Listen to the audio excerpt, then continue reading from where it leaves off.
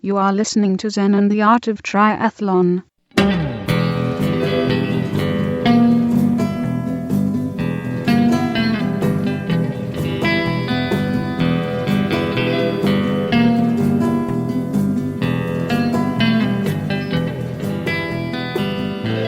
Hey there, all you triathlon studs and studettes. This is Brett Blankner with another great episode of Zen and the Art of Triathlon. Hey, on this show, we have a lot of cool news and a great interview with some of the guys behind Dimond Bikes. And Dimond Bikes are also in the news as well by picking up sponsorships with Jordan Rapp and Jesse Thomas, both really big names in the triathlon pro ranks. So that's going to be really cool. We'll cover more news in a second. Let me tell you about Dimond Bikes. That is a beam bike. They used to be really popular about 10, 15 years ago with Soft Ride was a big brand, and Zip made them. And we get into it in the interview. What happened, the UCI banned these bikes because they're too fast, and so for a long time nobody was riding them, and they just didn't sell very well because you couldn't ride them in UCI events. And now that there are more, I think there's more triathletes than there are UCI cyclists, and TJ Tollickson, who is a pro and has an engineering background, started riding an old Zip. Used to make these bikes, ZIPP used to make these bikes, and he started riding an old Zip, and in wind tunnel testing, it was just insane how much faster they are. And he started bringing his own brand to life and called it Dimond Bikes. And the cool thing about Dimond Bikes, like I said, is a beam bike. So there's no tube between the seat post, where the seat post goes, and the bottom bracket of the bike, and then there's no seat stays, so it looks like a flying V, and they're really, really cool. And there's a whole lot of engineering going on back there on how that bike stays together and how it works. So I talked with two of the guys at Dimond Bikes for, almost an hour, I think, about how they're all put together, how they test them, how they do everything with these bikes, how they build them. We cover everything. Why they keep the carbon in cold storage. There's a really good reason why. It's pretty neat. And I'm a bike nut and a materials and engineering and physics nut. So I like this stuff a lot. So it's a really cool interview. It's really an honor to have them on the show. And also, they just made the news for signing Jordan and Jesse. So let's go ahead and cover lots of triathlon news here in the news segment. Okay, so the deal with Dimond Bikes and Jordan and Jesse is a 5-year deal. That's a long time. And Jordan actually wrote up a good blog post on why he chose Dimond. And Dimond's D-I-M-O-N-D. And I want you to keep in mind that all the rest of the news stuff I'm about to tell you all have links and such. Pictures, images, videos, news stories, linked pages, all on ZenTriathlon.com. I'm actually reading you the news off of ZenTriathlon.com, where I collect them over the period of a show. And so you can go and find these news stories right now. Okay, so some really cool headphones made it to CES. They were a Kickstarter project. They're made for sports. They're waterproof, water resistant, sweatproof, all that stuff. And they're Bluetooth, and they don't have a cord in between them. So it's kind of like a hearing aid that goes inside your ear on both sides. And they do a ton of other stuff, heart rate, and they got a motion sensor in it, so it can do cadence and things like that. So definitely go check those out. Hella Fredrickson is sponsored. She's a spokesperson for them. And while I was watching the video, she popped up, and I'm like, oh, that's Hella. And there was a quick blurb about how much training she does in a week, and it is swimming. She swims 6 to 8 times, which is 25 to 30 K. So I would estimate that's 4,000 meters per swim, 6 to 8 times a week. And then cycling 4 to 5 times a week, but 8 to 12 hours of cycling a week. And then running 4 to 5 times a week. And that's it. and that's 3 to 5 hours of running, and then she does a little bit of weight work, 2 to 3 hours total, maybe 3 sets of weights during the week. So that's pretty cool. Oh, and by the way, yeah, after this news, we're going to get right into the long interview with Dimond Bikes. Did I already say that? I already said that. All right, let's go. Okay, there's a video of women's crit racing that I found and I trained to on the bike, and it is intense, man. It's really cool. And there's a link to that. Magnus Backstead, who won Paris-Roubaix at least once, and he is a machine. And he's he might be my age, might be a little bit older. But anyway, he's a pro cyclist that's been retired from pro cycling for a little while. And he got into doing Ironmans last year, did it as an age grouper, qualified for Kona, and now he's going pro, which I'm glad. I don't want ex-pro cyclists in the age group ranks. They're too good. And let's see, Garmin introduced a whole bunch of new watches that you ought to check out. They're all over the place. You can go check them out. It seems like they all use the Garmin 920 XT as their base, and then they build on it with a little bit different functionalities in the different platforms. But the 920 is the base platform, so it's pretty neat. Helen Wyman, who is a female pro racer, wrote a killer article on how unfair the UCI is against women. And somebody said that it gets so ridiculous that, did you know that women aren't allowed to race as long as the men? I mean, that's weird. And then also, they weren't allowed to use professional area parking at races, which is nuts. It really shows you how ridiculous the whole situation is. Joel Filio, who's been on the show recently, he wrote a blog post summarizing like 8 to 12 pages of forum answers to Ask Me Anything. And I posted a link to that about how to train like a pro. I built the bike course for Ultra Baby 2015, so we're doing an Ultraman length race plus just a mile here in College Station on October 9th, 10th, and 11th, I think is the weekend of 2015. And so it's a 3-day race, and I built the bike course for day one. It's subject to change, of course, as I go out and drive it and see if I can find something better and even hillier and more fun. It's plenty hilly as it is, and with the winds here in Texas, it can be crazy hard and hot or cold, who knows. And the map, I built it in Garmin Connect, and the map is online. You can check it out, and it builds an elevation profile with it. It's pretty neat. And Matt Fitzgerald posted a article on triathlete.com or triathlete.com, the do's and don'ts of getting leaner. It's a pretty neat little write-up. I found a trail running video that takes about an hour, which is really cool. You can watch that while you're on the treadmill or on the bike. It's neat. So the guy behind him is, there's a guy running, and the guy behind him's on a bike. So you get to see a guy running in front of you through the woods. It's in an Xterra triathlon, and because the camera's on the bike, the camera footage is really smooth instead of bouncing because of the run.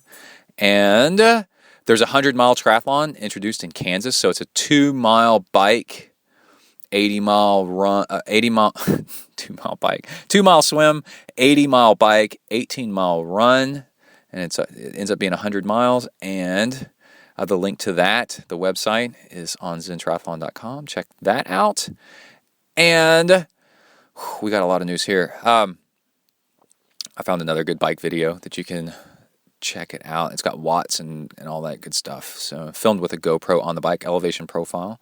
I found an article on Training Peaks of how to avoid the bonk on the run, and especially the painful sloshing and just pain in your stomach on the run, what causes it. It's a really cool article, and I've started putting it into effect, and it's in the training log on the back half of the show, and it works. It's fantastic. Doping bans have increased from 2 years to 4 years. I love that, because 2 years seems like, well, I'll just take 2 years off and dope while I'm off. and get even more powerful, and then I'll clean up just in time and come back and then get tested and then be clean. So 4 years really damages your professional career enough where that should help.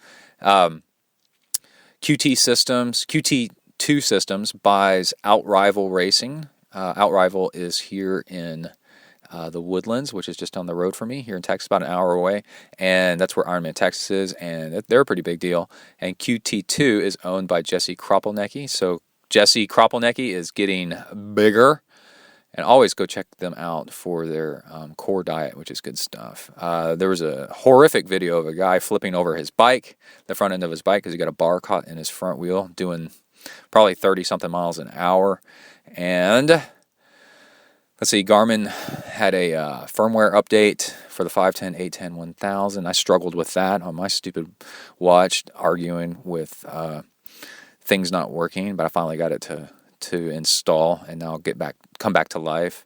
I found an interview. Boy, this is a lot of news. I found an interview with a guy, and it's a podcast interview, who won a quintuple Ironman. That's a 5-time Ironman. Turns out he's sponsored by Amrita Bars. So I might actually get him on the show. I'm trying to, and it looks like it's happening. And he also won Spartan Death Race. So that's a really cool link to go check out. I found an article on how to use your functional threshold power. Amy Marsh, who's an Ironman champion, and also spouse of Brandon Marsh, who's been on this show and just kills it in the swim on a whole lot of Ironmans, is been diagnosed with cancer, and that's really, really sad news, bad news. Everybody diagnosed relatively early, I guess, so prognosis is pretty good. You just never know with cancer. It's pretty crazy stuff. And also, because of that news, I happened to come across an article about how they found the cancer through blood test results. And then I found an article that is how to decode your blood test results if you go get them done. And so you can go check out the link to that, read about that. And everything you need to know, here's another article that was linked from this. Everything you need to know about farting and how not to fart. If you're trying to eat a lot healthier, the bacteria in your guts is different than the food that you've been eating, and it doesn't know what to do with it, so it gives off a lot of gas because it's inefficient and make you fart. And so there's a big article on how that works and how to get around that so it's not so bad. And a world map of where pro cyclists come from. And Challenge Roth, if you draft on Challenge Roth during the marathon, they're going to make you run an extra kilo during the middle of the marathon, which is going to suck. And I love it. Absolutely love it. And I think that's enough news for now. I also went and got a echocardiogram and an EKG, and my heart is rocking like Dawkin. And everything's really, really cool with me. So I'm super stoked about that, which means I can do some more ultra stuff because my heart's fine. Okay, so that's the news. Let's go ahead and get started with our interview with the gang from Dimond Bikes. I am super excited to bring this to you. Super cool stuff. Let's dive in and enjoy.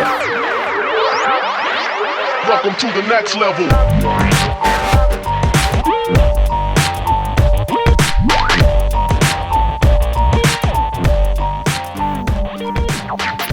Hey, Brad, are you there? Hey. Hello. Hello. Oh, wow. What's going on? I need to be shorter. Maybe I should go get my chair. Let me go get a chair because this looks weird. I'll be right back. Can you hear both of us? Yeah, I can hear you fine. Cool. So that was Brad on the... Yeah. Let's go ahead and start recording. This will be good. So I'm talking to the guys at Rooster Sports, and that was Brad that took off. Who's the guy with the mustache? This is David Morse, the Director of Engineering at Booster Sports. Oh, cool. I'm glad we got you Thanks here, for having too. us on. Yeah. All right. Can you hear me all right? Yeah. All right. Cool. Well, thanks for getting in touch. And this is going to be a really cool interview because I am big into bikes. Great. Our pleasure. Yeah. And where are you guys right now? Are you in Illinois or Indiana or what? We are in Des Moines, Iowa. Oh, in Des Moines, Iowa. Okay. Right in the middle. right in the middle.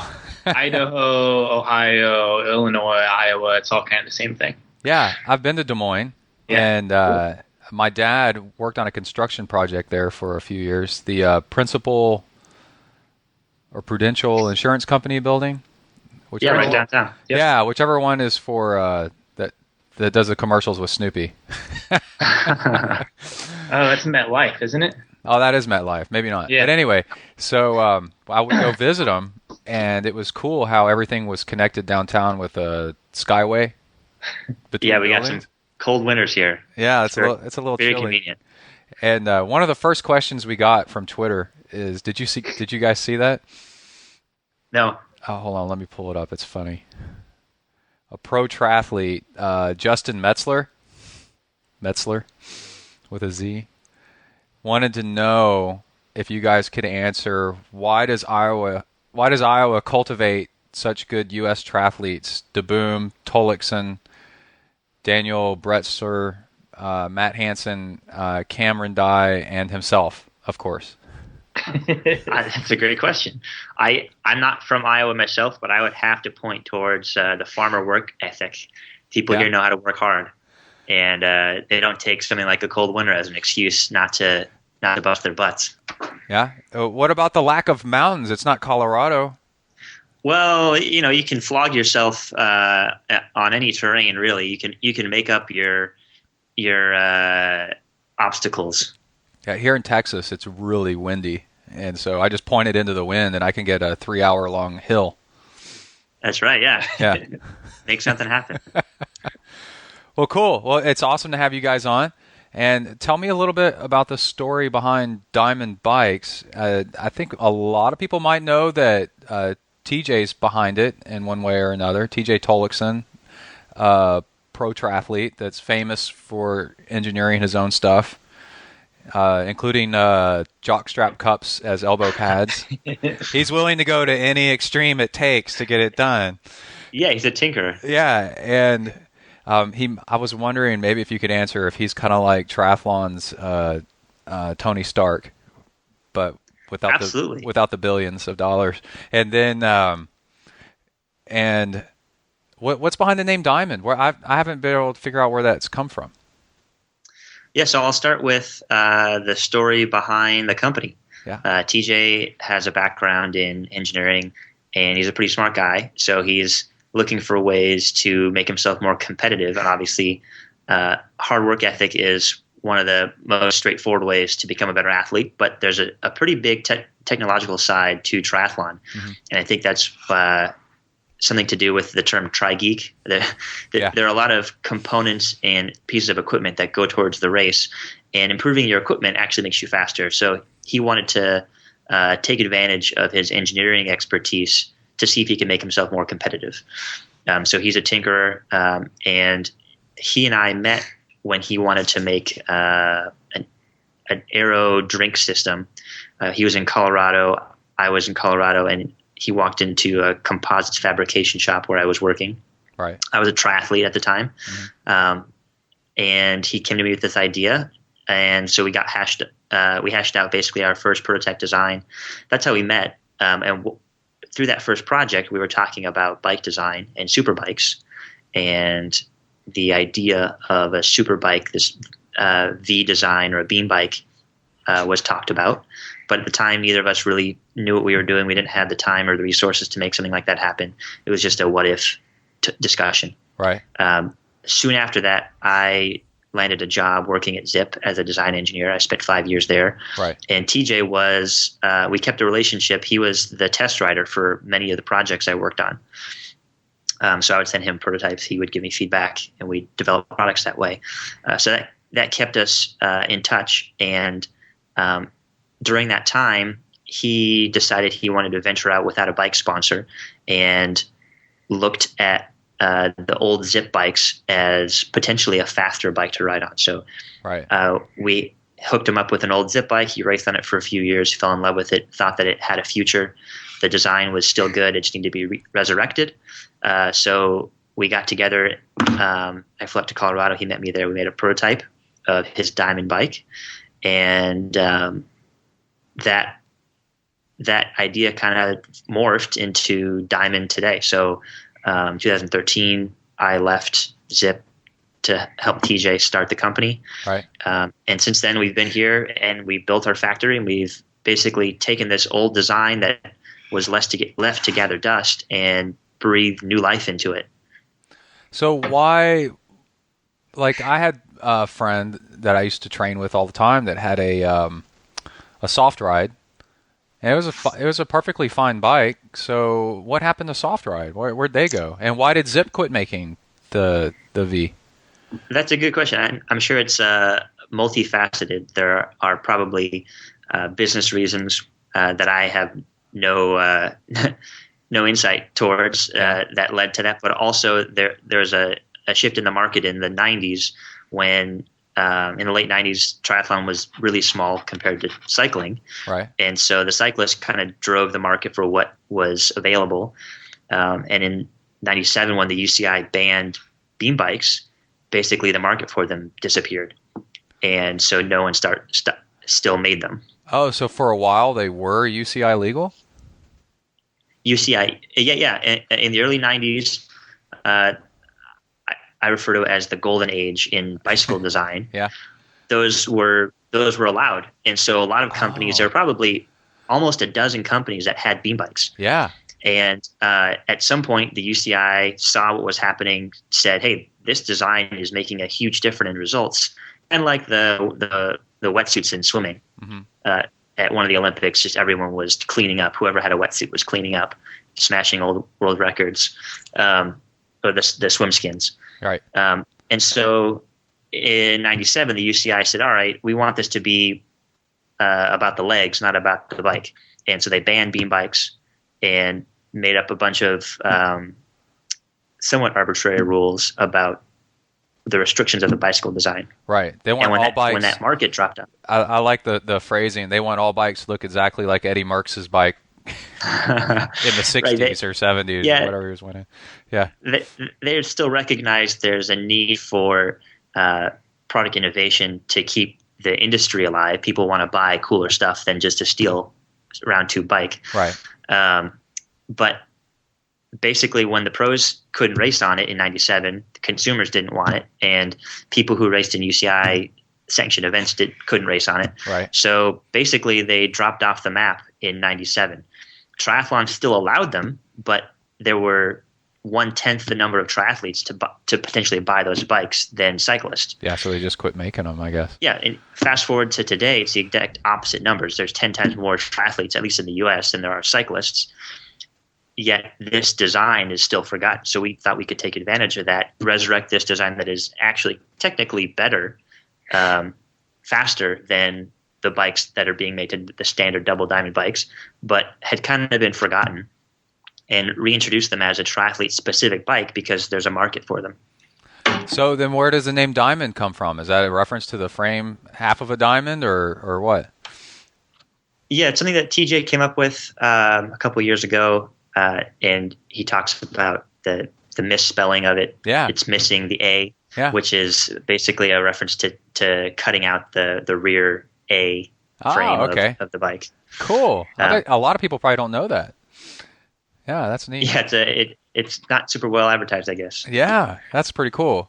So I've never ridden one, and having never ridden one, of course, I'm afraid of having always ridden a double Dimond bike that somehow there's just no way. It's like magic that this thing is going to not crack at the head tube or something like that, or down at the bottom bracket. But that never happens. And like, how much engineering has to go into the bottom bracket and the head tube to keep it to not need the structural reinforcement of the seat tube and the seat stays? And how close is it to actually breaking? Is it something that it would take a phenomenal act of nature to actually break one of these, and people are just don't know that? Yeah, carbon fiber is a magical material. It's pound for pound, it's about 12 times stronger than steel. Yeah. And it's tricky to work with, but it also allows great flexibility and freedom to work with. Mm-hmm. So when we're making a beam bike, definitely there are safety factors we have to take into consideration.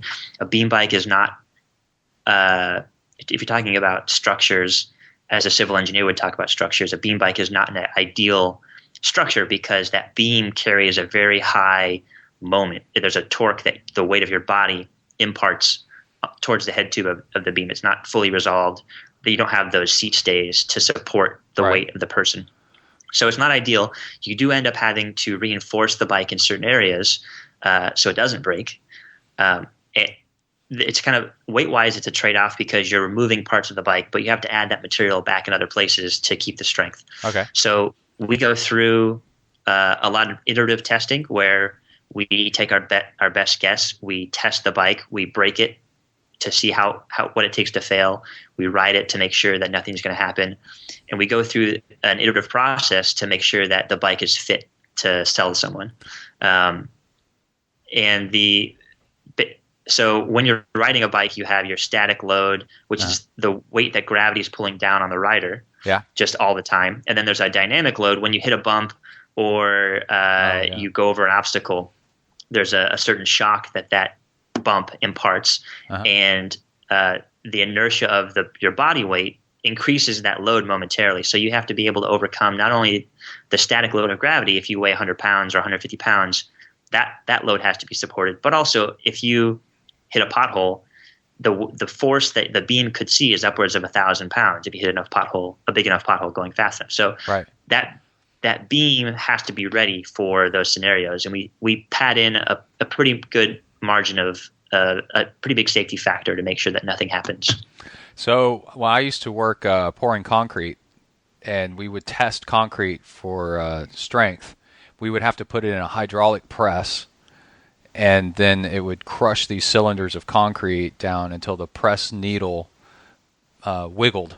It would climb and climb and climb, and then if it didn't wiggle, that meant it created a fracture. And then you would stop the presses, and then take down a note or whatever the needle was at. This is back in the early 90s, so there's probably more digital ways of doing this now. But then if the needle kept going, then people started to run. Because when that thing goes off, it's going to send pieces of material like concrete, like shards, like through. It broke a window one time. So how do you guys actually test the strength on it? What do you do? And how hard does it break? How bad does it break your heart when you actually crack one? Well, destroying frames is part of the testing process. Yeah. You just have to set the expectation that a couple of them are going to be sacrificed towards the greater good. But so testing over here is very similar. We have a hydraulic ram that loads the frame. We set it up in a fixture and load that beam so we can measure the force it takes before we get what's called first ply failure. So you refer to a wiggling of the hydraulic gauge as an indicator of when you get the first fractures in the concrete, which is, by the way, a composite, just similar to carbon fiber. Right. With carbon fiber, there are a lot of sophisticated ways to measure when that failure is occurring. You can keep track of the displacement of the ram, but a really good indicator that's pretty sensitive actually is to listen for a crack, and that indicates first ply failure. Okay. So when you hear that crack, you're approaching the limit of the strength, the ultimate strength of that part. It probably still has a ways to go, but you know you've done some irreversible damage to the part. So we listen for that first ply failure, and then we know that we're probably within a certain percentage of the final strength of the part. Wow. So you got to get your ear right up close to that. You wear safety goggles. Yeah, we have to quiet things. Yeah, you have to listen carefully. Wow, that's pretty cool. Yes, safety goggles for sure. Okay, so the aerodynamic savings comes, I've heard, mostly from the lack of seat stays. So those are the semi-vertical. It depends on the bike, but come up about 45-degree angle from the rear wheel axle up towards the seat post. And so with your design, you've taken those out of the wind. There's no seat post beneath the beam. Does the lack of that part actually save watts at all, or is absolutely? So in a head-on, just in a headwind, straight headwind, they're not going to. The the seat tube isn't going to contribute a whole lot just because it has a lot of dirty air. It's faired, although the down tube and the head tube are far away. It doesn't contribute a whole lot, but it's in crosswinds that it makes the biggest impact. So having that seat tube removed in a crosswind makes the bike much faster. Oh, I didn't know that. Okay. So over the course of an Ironman, for example, let's say a 5 to 6 hour bike ride, how much time do you think your frame saves versus, like, say, the bike I ride is like a BMC TMO2, which is just kind of a standard, almost super bike.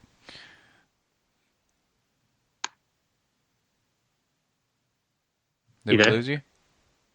No, Oh, okay. yes. Sorry. Yeah. We're here.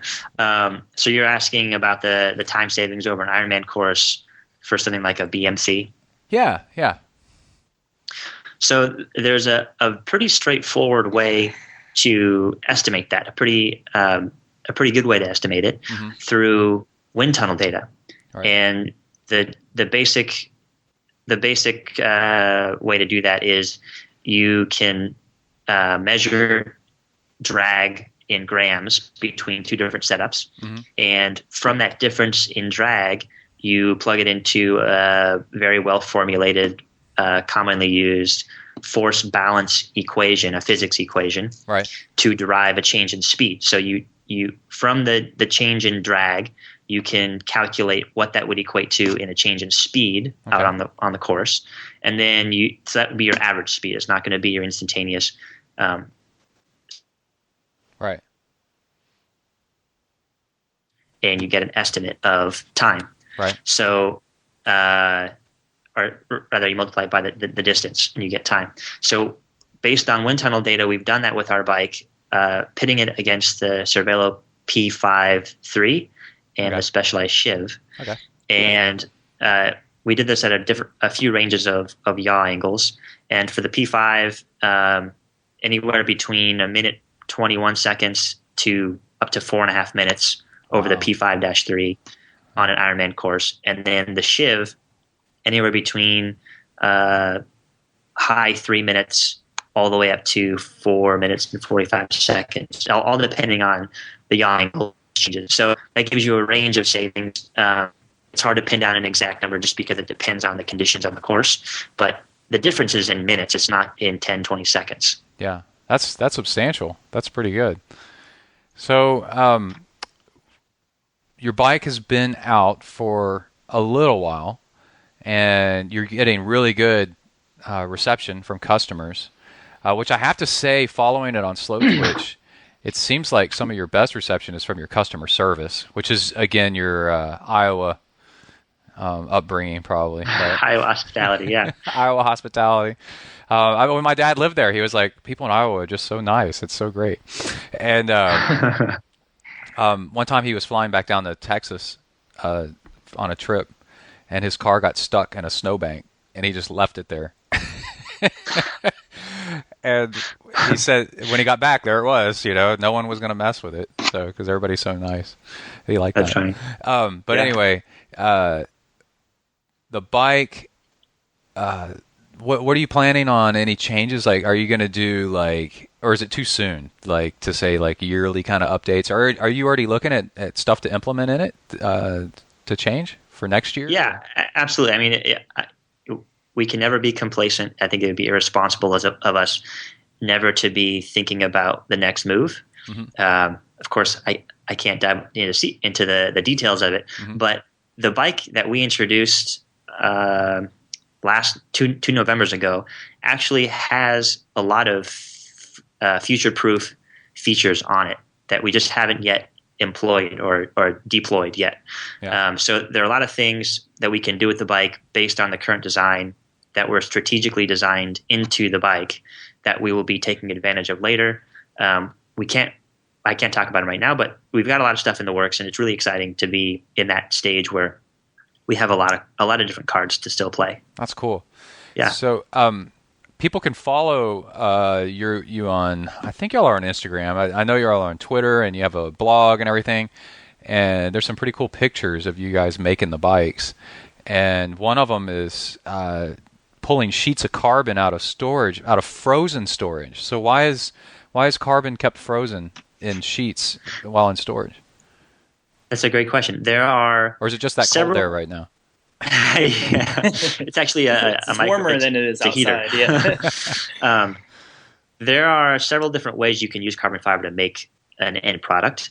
And what we've chosen to do is use carbon fiber that's been what's called pre-impregnated with heat-sensitive resin. And that heat-sensitive resin, the reason why that's advantageous is, well, for one thing, it's a lot less messy than just putting down dry carbon fiber and squeegeeing wet epoxy everywhere. Yeah. But it also comes to us in a much better package. It's the percentage of resin to carbon fiber is already dosed out before it gets to us. Yeah. So we have much better control over the end weight and strength of the product because it already has that really homogeneous impregnation of that resin throughout the entire sheet of carbon fiber. Wow. And that resin has an out life. So at room temperature, it's tacky. It kind of feels like a fruit roll up. Yeah. But if we left it at room temperature for a month, it would eventually go bad. It wouldn't have its full strength properties. We wouldn't be able to process it into a good bike. So by keeping it in the freezer, you prolong that out life by years. Really, the manufacturer says it stays up to a year, but you could realistically keep it in there for a couple of years and it would still be good. So we keep it frozen to preserve the properties of that resin. That's really it's an unfinished chemical reaction, and we want to keep it suspended that way. So if I wanted to make like a little storage box or something like that out of carbon fiber, I could get that carbon fiber and then just heat it with a hairdryer, and then I'd be better off than making the huge mess when I see people making carbon fiber in their garage all on their own. Yeah. So pre-impregnated carbon fiber is abbreviated as pre-preg. So pre-preg definitely cuts down on the mess. And it's quite a bit more expensive just because there's a lot of processing up front that the manufacturer has to do. But in many cases, if you're looking for the quality and the strength, then it's worth the extra cost. Cool. I just laughed because recently we had a customer who wanted to get a bike for Christmas, and it wasn't going to be able to ship in time because they wanted to customize it, and she didn't know what her husband wanted. Yeah. So we made a custom, our first box out of carbon fiber, and let's just say we make bikes a lot better than we make custom boxes. So yeah. It's pretty funny. You have to practice a lot, I think, to be any good at anything. It was a little bit more difficult than just putting it like this and putting it under a hairdryer, which, me from a marketing and sales perspective, I was like, sure, we can make a box. Oh, yeah, sure we can. And it looked more like a lump of coal than anything else, which is great because diamonds come from coal. So luckily we had an out. Great story. There's a diamond inside this big lump of coal. That's right. Yeah. So what are the steps in actually making the bike? It's from a high level. It's pretty straightforward. So we start with the sheets of pre-impregnated fabric. We use mostly unidirectional fiber as opposed to woven fiber. Mm-hmm. So that means that all the carbon fibers, when it comes off the roll, are running the same direction. We cut that into smaller sheets and layer them together in specific orientations. Right. And then, so we have a stack of multiple layers that we cut out into smaller templates that roughly resemble certain parts of the bike. Those then get placed into molds that are the exact negative copy of what the finished bike part looks like. Right. And when we place it in the molds, it's kind of like a piece of origami. There's a very specific there's a very specific order in which these parts go in and how they get folded and interact with each other. And then there's a little bit of hand waving and magic where we have to apply pressure and heat to the carbon fiber to make it cure properly. So you need pressure, temperature, and time to make a good carbon part. So the pressure basically compresses all the plies together, makes sure that all the fibers are running in the correct direction. You don't want any kinked fibers or fibers that are stray, not supporting the load that they're intended to support. Right. You need the correct temperature to cure that resin and fully cure it so it's at maximum strength. And then you need the timing of both of those two things is very important to get the resin to flow evenly through all the fibers and disperse evenly across the fiber so you get that full strength of the resin. Okay. So once all the parts are in the mold, heated and cured, we pop that part out. We don't make our bike in one piece. We make it in several large pieces, and then those get prepared for bonding. So we bond those pieces together, and then the entire bike gets some body work and surface prep before it goes to paint. And that surface prep is actually a very critical step in keeping the paint job strong and adhering to the frame. So that's a very labor-intensive part of sanding down and making the surface of the pre-painted bike absolutely impeccable before it goes to paint. It gets painted with our sweet logo in some cool colors, and then when it comes back, we do a full quality inspection to make sure that all the critical dimensions and all the interfaces with other components are as they should be. Then it goes on the wall to wait for a lucky customer.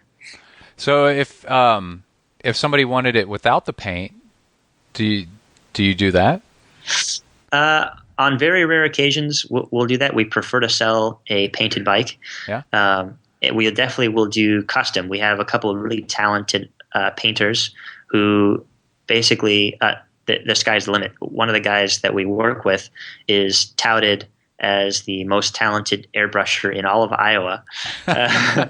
So we've heard it from a couple of different people. So when he first claimed that, and we thought he was just full of smoke. Yeah. But he's very talented, and so whenever someone wants a custom design, he's our first guy to go to.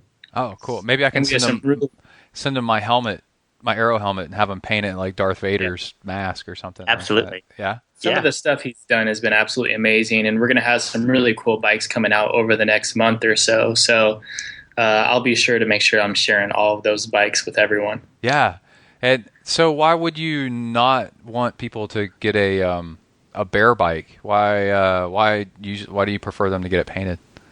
A couple different things. I think that our brand reputation kind of rides on the paint job. It's what speaks most loudly on the bike. It's a weird looking bike, so it's recognizable, but we want to make sure that those bikes that we send out on the road look as good as they possibly can. Yeah. So if it's going to leave our door, it's going to leave our door looking like as something that we would approve of. If someone wants to then sand it down and paint it with smiley faces and bats on it, whatever they want to do is fine. But we want to make sure that there's a certain level, there's a certain expectation of how the bike should look when it leaves the factory. Okay, cool. So you said it weighs about the same as a double Dimond bike because the pieces you are removing, you end up using that material anyways to kind of reinforce the beam, right? Yeah, so a fully built bike will come in anywhere between 16 to 18 pounds, depending on the components. Yeah. But that's right in line with the top super bikes that people are riding today. They're anywhere between 15 and 19 pounds. Okay. And then what about the seat post?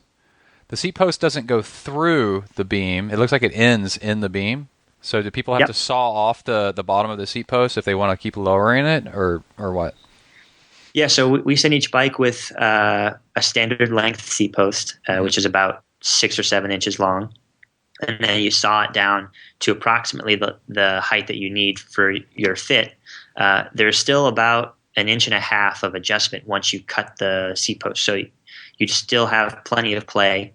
And then if you decide you made a mistake, you cut it too short, or someone else is riding the bike, they need a longer seat post, those are available through us for a very reasonable cost. So just to replace the bike or to sell it to someone else, if you were going to do that, then you just get a new seat post. Okay, that's cool. That's good that y'all do that. So what's a day in the life of making these bikes look like? I mean, you show up at noon and start celebrating your own business and drinking pale ales and throwing bikes in the oven, or what happens? Every day starts at 7:30. We have the whole crew here early, and we each have our own post. It's a really small company. A year ago we had 4 guys total. Now we've grown considerably since then. But everyone has their place and they have their marching order. So we have some people in the clean room who are cutting carbon and laying up carbon in molds. We have some guys who are doing the molding and machining. It's a lot of manual labor, and there are a lot of people here who aspire to grow the company to the size where they might not have to actually be the doers. Right now, we're just a company full of doers because we're so small. Mm-hmm. So Brad and I might be back there physically making bikes and getting dirty and getting carbon dust all over us. So right now we're at the point where we're really hustling. Everyone in the company is hustling really hard to grow this thing. But we all have our place, and we're all dedicated to making this happen every day. So how excited were you guys watching Kona on TV at the shop when we were there? Y'all were there? Several of us. Yeah. So Kona was obviously a pretty big marketing opportunity for us. Yeah. And we're a pretty small company. Everyone wears a lot of hats. So we all had actually a job to do in Kona, mm-hmm. representing the company. So many of us in the company were there, and we certainly got to we watched the beginning of the race live, but then when it got on the bike, we found a TV, and we were just we couldn't contain ourselves when we saw Mike Twelsick on our bike leading the entire race. Like it couldn't have gotten any better than that. Yeah. I was talking to Hillary the other day at the Austin Half Ironman, and mm-hmm. I said there was a guy on a really cool bike that was wearing your Smash Fest kit on there. I had no idea. She goes, "That's my husband." Right. And I was like, "Oh, well, cool. So you know who he is." That's funny. I mean, him taking off on the bike for you guys was so cool. For everybody, like what he was doing that day was just a huge breakthrough for two companies for sure. The whole week was great for us. I mean, the year before we had one bike in the race. This year we had 21 bikes in the race. Oh, really? Wow. That put us 16th in the bike count. Yeah. So people are qualifying for Kona on this thing. Like, this is the way I see it. Mm-hmm. They're not just in Kona, but bike. It's getting them to Kona for sure. That's right. Yeah. There's some other really cool things that happened this year. We had all our Diamond owners who actually showed up to the race. We had 21 bikes for a pre-ride, and we had them over for breakfast. So we got to see everyone who actually bought our bikes in person who qualified in one place, and that was really cool to do before the ride. Uh-huh. And just the overwhelming support of people who were actually anxious to see our bike and have heard about it or seen it a little bit. Finally got to see it and ride it and test ride it. And it was just like an amazing culmination of all these things happening and sort of that stamp of validity we're looking for as a company. So it was an amazing, amazing week for us. And it really started with TJ's win in Mont Tremblant mm-hmm. for the North American Ironman Championship. Right. And Kona was just tipping that way, and it's been amazing ever since. So they're made it 100% made in America. Yes. And I paused there just to make sure. See, I gotta assembled and made, like that's a new term these days. Like made in America. What does that even mean, right? Yeah. Well, so you're definitely making them in America, and proud of it, and I am too. That is awesome. So how long is it going to stay that way? Is that the way it's always going to be for what you consider the foreseeable future? Yeah, I think so. There was a very deliberate reason why we're doing it this way, mm-hmm. and we're hedging our bets that this is going to be an advantage for us long term. By keeping all the operations of our company under one roof, we have a lot of advantages over people who do it, who run their bike business the more conventional way. Mm-hmm. We have marketing is automatically in tune with what research and design is doing, just because they're sharing the same office. They can walk out in the factory and look at what's going on. So they're already bought in with everything that we're doing. They understand what the state of the art is. They can explain it and sell it a lot better. When we have production issues, it's not this back and forth from a factory overseas. It's the engineer who designed the bike walks back and figures out what's going on in production, what that design is doing, and you have all hands on deck that will basically make the process better, solve the problem, and then store that information for the next time they're designing a product. They don't have to make the same mistake again. They know viscerally what went wrong and how to avoid that. And you have a much faster product design cycle. So you can develop products a lot faster if everything is 2 steps away. You cross a threshold and you're in the factory where your prototype parts are being made, and then you can physically walk them to the test lab to get them tested. Right. And talk to the test engineer directly. So there's just a lot of these small changes that some people might think are inconsequential all add up to make us very fast movers and very self-aware of what we need to improve on and how to improve on it. Yeah, I like that a lot. And I've seen that in many industries now that are bringing back what they used to offshore back to onshore to distinguish themselves from the competition. Because now that everything can be made everywhere, that the customer service and the quality is now a distinguishing feature. Not everybody wants to get the cheapest stuff. Some people will pay. Enough people now will pay to have the better quality, to have it made in one shop. Yeah, I think that speaks to the customer base. That making stuff overseas is enticing in some respects. Labor and a lot of the costs are cut by going overseas, but there's a non-monetary price that you pay. There's a cost of doing business, and that's just in the loss of communication. You have people working in different time zones, so you lose time in communication back and forth there. Yeah. You lose a lot of the context when you're speaking in two distinct languages. Right.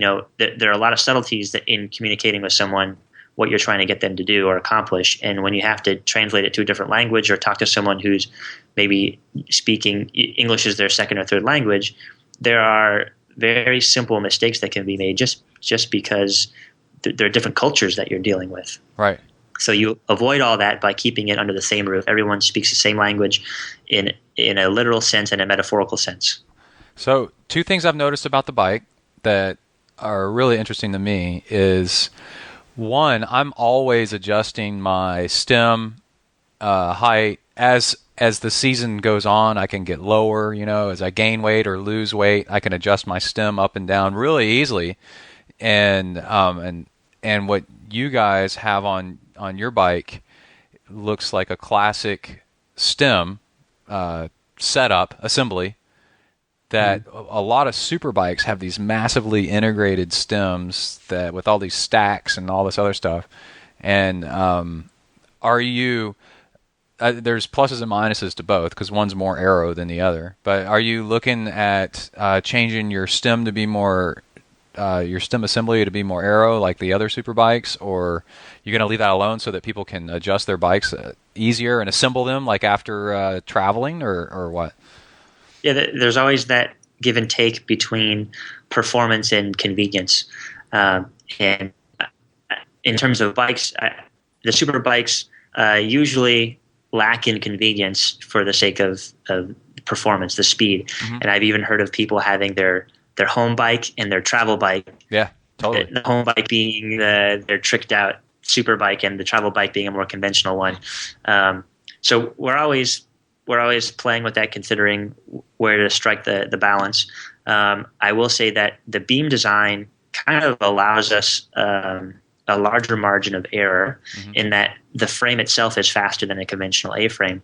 So we can compete with these super bikes without going to the same length that they go to drop every single gram of drag. Mm-hmm. But at the same time, this kind of a choice we made of what to tackle first. So with our smaller staff, we have to pick and choose our battles, what we want to work on, what's going to make the biggest impact on our product. Right.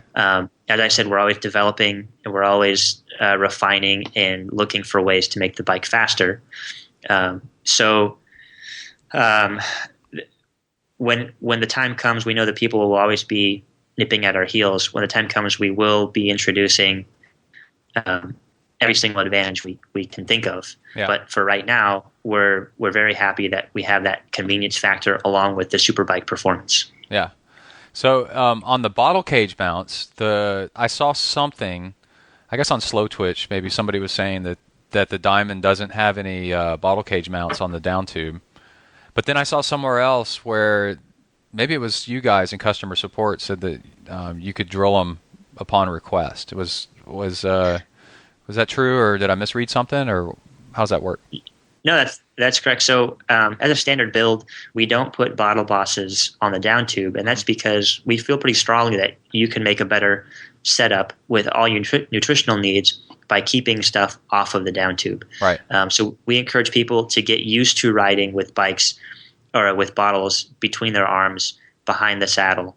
And then race day, it's where your nutrition is where it always is, right in the most aerodynamic place. If you feel like you really are used to the bottle between your legs on the down tube, we can, of course, put in bottle bosses. But just as a default, we leave those off. Okay. And what is the hardest part about making the bike? What part are you guys like, oh my God, if you could change something, what would be it? I guess on the production side, the body work is very painstaking, and so from experience, I know that that's pretty well universal in making a painted carbon product. Yeah. There's a lot of sanding and body work that goes into it. We thought we had that down too initially. Yeah, it's something that we're always refining and trying to make it faster and easier. Yeah. Every day. From a sales and marketing side, it's been interesting trying to sell a product that looks futuristic and very different, but has this legacy that people always associate it with stuff that they've had 15 years ago. Yeah. So people always look at the bike and they immediately impose all these characteristics that they've gleaned from riding or hearing about people riding soft rides or the zip bike. And it's really hard to overcome that sort of prejudice because this bike, our bike, the Dimond, is made in a completely different manner than those bikes were. And it has completely different features and functions. And it feels 100% different than those bikes do. So our hardest job in marketing, Brad can tell you this all day long, is trying to convince people that it's going to be something apart from those legacy beam bikes. Yeah. So how does it ride? The main question at the very end of the interview that we're going to, the very first thing we should ask is, what does it ride like? I mean, I've researched it a lot, and what I've heard is that you can barely tell any difference between it and an A-frame. And the old, like say soft rides, they flexed a lot compared to what you're making. It's pretty interesting because I mean, we've had TJ ride this for over a year, right? And TJ, even though it's his own company, you would think a professional triathlete would want to ride something that's actually pretty good, not just to sell his soul for some crap product that's out there, right? Yeah. But until you actually get on the bike, no one believes it. Absolutely, for some reason, no one believes that it's actually a pretty stiff ride and it rides just like a normal bike. Uh-huh. But when they come back from a test ride, and we got this in Arizona, this guy from London came over and he says he has a blog and is like, I'm going to tell you this, if I don't like the bike, I'm just going to give you a couple pointers and, I'll kind of let you get down easy and I won't necessarily write anything bad about it. Oh, yeah. And we're like, all right, go for a ride. He came back and I swear to God, it looked like he was a 7-year-old who just rode his bike for the first time. He had the biggest smile on his face. His wife was with him. She was smiling. They just couldn't stop talking about it because they just didn't believe that it was actually going to behave like a regular bike. And, I think this is like the best example of how it can feel. Is have you ever gone between aluminum clinchers and carbon tubulars? Like back to back, like training wheels or race wheels or something like that? No, but I've gone from aluminum clinchers to Zip 808 clinchers, but with latex tubes and Grand Prix 4000 the latex tubes you can totally, and the better tires you can already feel like that.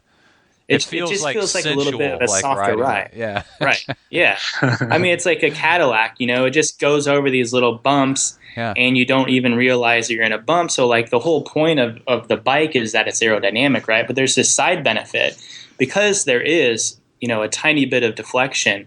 You can stay aero longer because all the shocks aren't going up into your back. So you can stay in your aero position for a little bit longer and you don't notice these shocks that are coming up from the road. Yeah.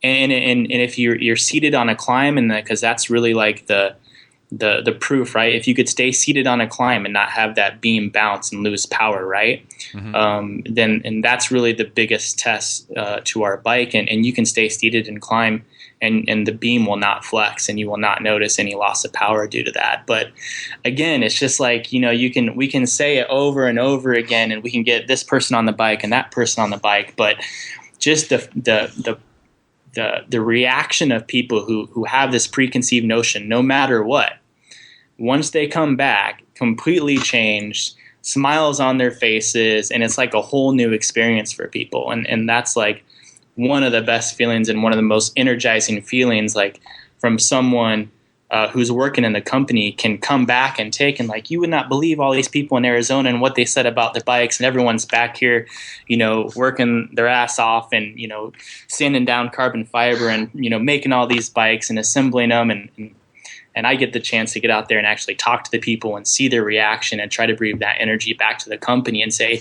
you guys don't understand how awesome this bike is. Because we forget about that day to day, we forget like the feeling of what a bike can actually do for you. And it's amazing and inspiring and motivating to see these reactions. But we need to get more people on bikes, and we got to get rid of that stigma, because like I said, no matter what we say or do, people just don't believe yet. Yeah, you're right. It's both futuristic, but what I've noticed on Slow Twitch is the people that are commenting on them and buying them are actually the older guys that that relish the old days, and they want to get one because that's what they used to have, or they had a friend that had one, like 15 years ago, and then they just go on and on about how cool it is, that it's actually fantastic. So, yep, yeah. It's fun. It's amazing. Yeah. Well, Dave, I got a question for you coming from Zip. Yeah. So I have it's carbon related. It's not diamond related, but it's carbon related. So I've been training and racing Ironmans for 10 years. Well, not Ironmans for 10 years, but let's say Ironmans for 8 years on Zip, a 606 wheel set, which is is a 404 front, 808 rear. Put together by a master wheel builder. So the spokes, everything's just fantastic. They look fantastic. When are these going to explode out from under me into a million pieces like a NASCAR crash? Or are they just going to keep going until something? Do I need to have my head next to them and listen for a crack or something? No, so those wheels go through the ringer. The design gets tested and tested specifically for those like long years and years of use.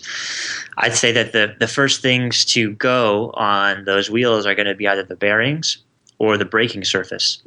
And is this a tubular or an aluminum clincher? Aluminum clincher. Carbon aluminum hybrid. Okay. Yeah. So check. Yeah, I would first check the braking surface, and I think back then they were still putting in little dimples as a brake wear indicator.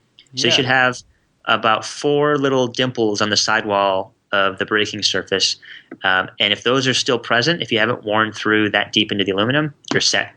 Cool. As time goes on, that will become thinner and thinner. And when that gets past those indicators, it probably is an indication that you might want to think about trading in or getting rid of those wheels. Mm-hmm. And then the bearings, it's easy to check if the bearings are still lubed up and smooth. Those are the first 2 wear items. And then check the spoke bed for any visual signs of wear and tear or cracks. And if you haven't hit any big obstacles or potholes, you're probably good. Carbon fiber is a really strong material. It doesn't necessarily fatigue over time. Yeah. So if you're not encountering any big blows or knocks, it's probably still good. Yeah, I see the question on online where, like on Slow Twitch or whatever, where people will be buying structural carbon wheels, where it's laced into the spokes are laced into the carbon. There's a difference. A lot of people don't know that, but and they're considering like zips or head or something like that, but they only want to ride them for racing. And I'm like, man, dude, ride the hell out of these things because they're incredible. They've never needed any truing or anything like that. The carbon's so straight and so strong. It's incredible. Yeah, that's one of the main advantages of something like a carbon clincher that Zip came out with in the past 4 years. They're so durable. They're more durable than an aluminum wheel set that you can train on them and race on them. And I'm a huge proponent of racing on what I train on. So it just basically lets you know exactly what you're capable of. There's no second guessing. You don't overextend yourself because you feel like Superman with these new race wheels. And you also you battle test your equipment before race day. Yeah. And you know how it's going to behave in crosswinds too. So I'm so used to my front wheel and I've got a wheel cover on the rear that I'm so used to it. I ride it all the time. It doesn't bother me at all. So no matter what. So, well, cool. I really appreciate you guys being on the show. Is there anything else you want to get out there or anything I didn't ask? I think we covered pretty much everything. That was a very comprehensive. Wasn't too bad at all. Didn't hurt one bit. Well, cool. Well, how do people get in touch with you? Where do they find you? Like I found on your blog and on your website some pictures of you guys working on the bikes, but where can people, I think that tells a big part of the story, So like where can people see more of that or follow you on Twitter or what? Or what's next? Yeah, we have well, we have some things coming out. So this, along with the custom painted bikes that I'm super excited about because I'm the one that gets to take those pictures. Mm-hmm. We do have some information coming out, and that will be coming soon. So one of the things that we're working on is we're working on a women's team with Hillary, and Smash. It's going to be a Smash Diamond. So primarily the people who are buying our bikes right now are men. So this is hopefully going to give us some more women on there, some more interest from women, and say yes, we want badass female athletes riding our bike as well as male athletes. So that's coming out. We're working on the final teammates for that. So that's going to be launching here in January. We have some other news that's going to be in January, as well as the new bikes. But you can follow along. Most of the information, the updates and whatnot, can be found at our Facebook page, which is just /Dimond Bikes. For the really cool pictures, if you want just to look at pictures, we're /Dimond Bikes on Instagram and Twitter, as well for some articles. www.dimondbikes.com and roostersports.com will both get us to the in-house side of our business, which we didn't talk a lot about today. The travel case, we just talked about the bikes, and then we'll be starting to do some blogging here in January. So Google Dimond Bikes, and there's a number of different ways that you should be able to follow along and stay in touch with us. And for people that don't know, Rooster is Ruster, right? Correct. Yep, that's right. And I saw a picture of it was different shades of kind of powder blue and baby blue, I think it was, a Dimond bike frame painted up, and it was gorgeous, man. It was really, really pretty. So that's some of my favorite colors. That was one of our sponsored athletes had the idea for that frame, and we got it to him just in time for Kona, and it drew a lot of attention, got a lot of heads to turn, and even some magazine editors snuck away with it for a little bit and snapped some of the photos you probably saw. Oh, yeah, and you guys had a write-up in Triathlete Magazine. Or triathlon.com or a lot of good press coming. A lot of good press from that. Yeah, that was really, really cool. So cool. Well, thanks a lot, guys. Thank you. Thanks for having us. All right, pretty cool stuff. I'll tell you what, after that interview, I started looking at Dimond Bikes very seriously myself. I was like, man, how long is my bike frame going to last? Mine's all carbon. I got a BMC TMO2, which is a really nice bike. But you never know, man. You know, you're always trying to shave off time, and why have stuff slower than what you need? And eventually you do need a new bike. And so I started checking them out, and I feel totally convinced, knowing what I learned, or what I already knew, and then plus what I learned in that interview about carbon, and that the testing and also the care that they put into building bikes, that I would be very happy on a Dimond. And they really, really knocked that interview out of the park. That was so cool. And maybe we can get TJ Tollickson on the podcast soon as well.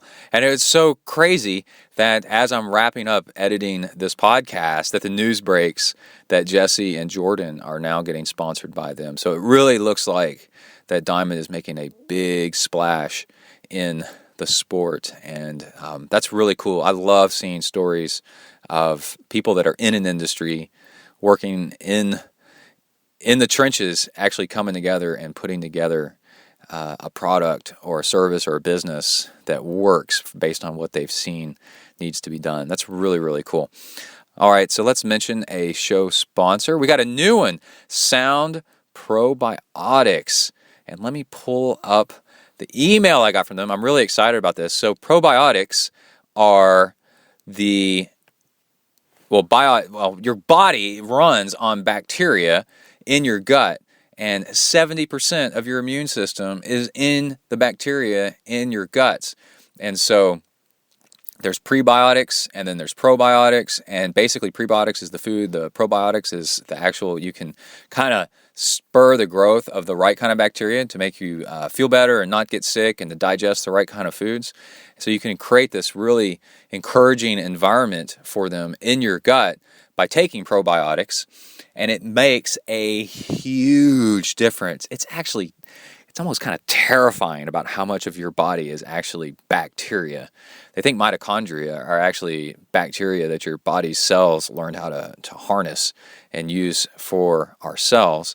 And what's really cool about Sound Probiotics is that they're actually engineered more towards endurance athletes. So they've targeted this. This isn't for little old ladies that are, getting around on their walkers. This is for people that listen to this podcast, endurance athletes trying to go out there and kick ass.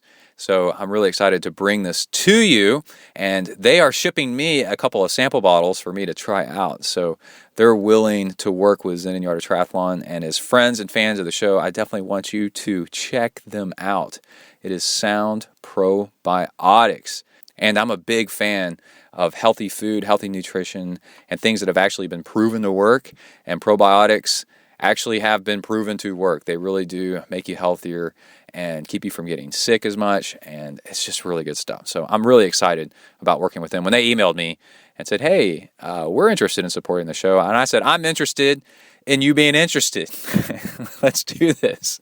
I really like where you're coming from. All right, let's go ahead and mention some donations to the show. And if you donate to the show, I read your name on the show and I answer your questions.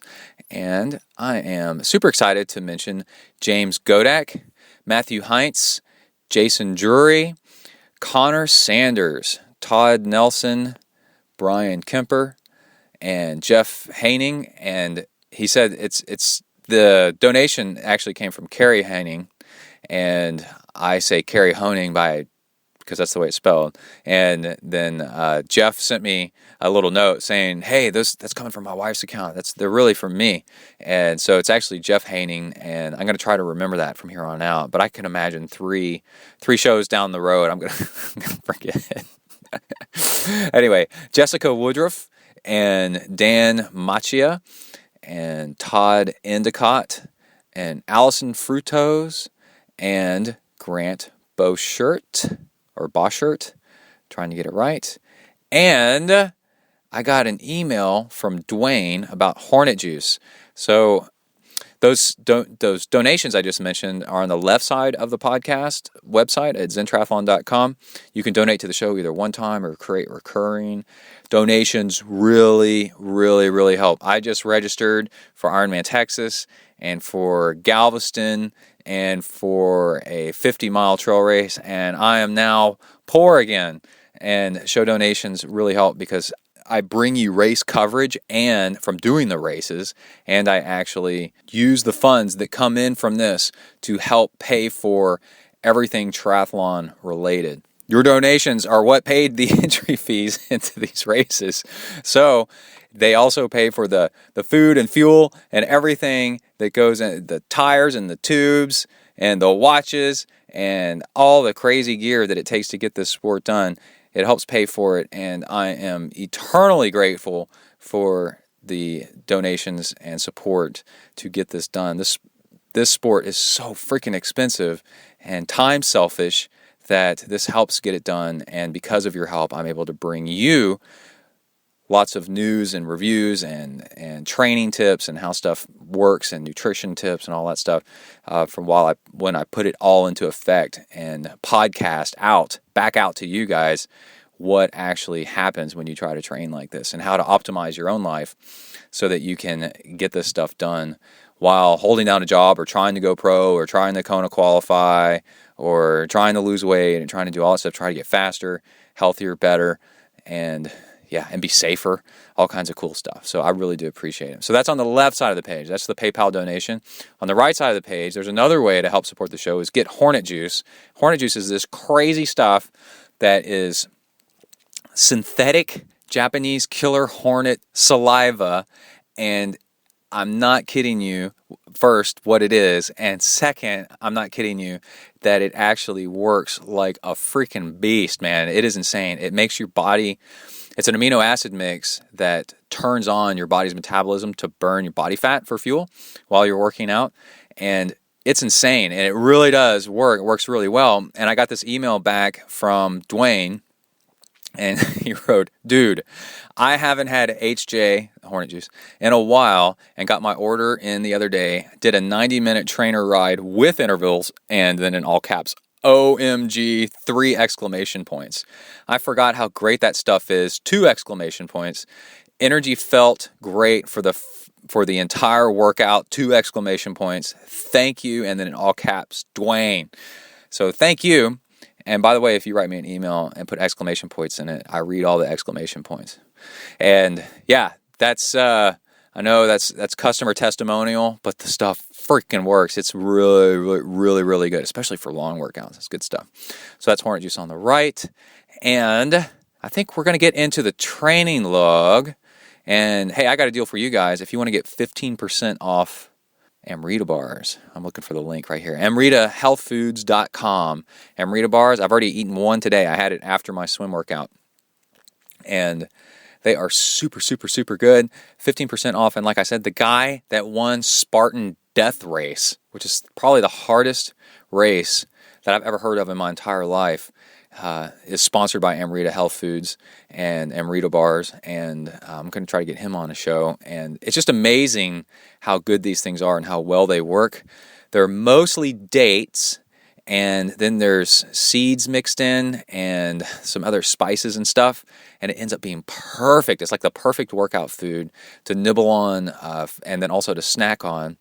And you got to hear about this Spartan Death Race. Listen to what they did. It's either that the race goes until there's only 5% or 10%. I can't remember which one it is left.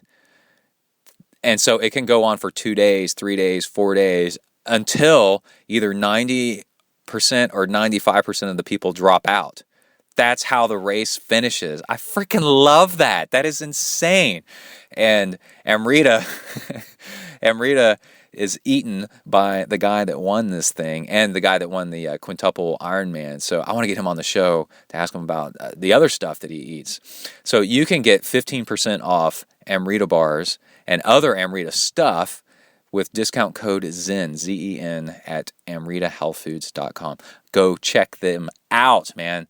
Really cool stuff. All right, let's go ahead and get started with the training log. I take you with me while I go out and train like a madman, and my son is now getting into it, has been for years, but now he's really, really getting out there. He's got his own specialized road bike, and I take him trail running with me. A tree almost falls on us out in the woods. I talk about what I'm eating, I talk about how I'm training, stuff that works, and yeah, there's that. And and I should mention I'm doing Galveston 70.3, and Ironman Texas. And the other race is the Rocky Raccoon 50 miler. That's all coming up. All right. So let's go ahead and get started with the show. Oh, and the Hornet Juice is that I mentioned earlier. Those are packets that you can get on the right side of ZenTriathlon.com, and one packet lasts an hour and a half or something like that. So it's actually a pretty good deal. So you can get them in like 4 count, 8 count, 20 count, 30 count, stuff like that. He didn't mention that, sorry. All right, let's go ahead and get started with the training log, and here we go. You are entering the ZenTri training log zone. Huneli.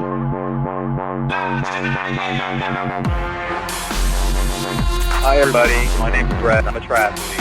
Hi Brett. I decided it's time I got some friends more suited to my status. But Joe, we've been friends for years. Hey, we all make mistakes. Come on, dudes, let's go exercise! Exercise! Yeah! I'm gonna do sit-ups till I poop myself! Hello. Training log. Start date. Running into the wind. Okay, cut it out. Start date. 23rd of December. Christmas Eve. And I'm trail running with Kai.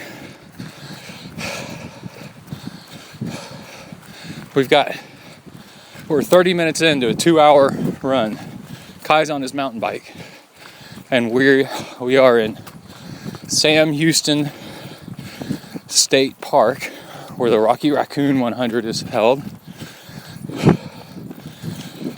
And I thought I'd start recording now while it's easy, so I can laugh about it when it's really hard later. But we're running really easy.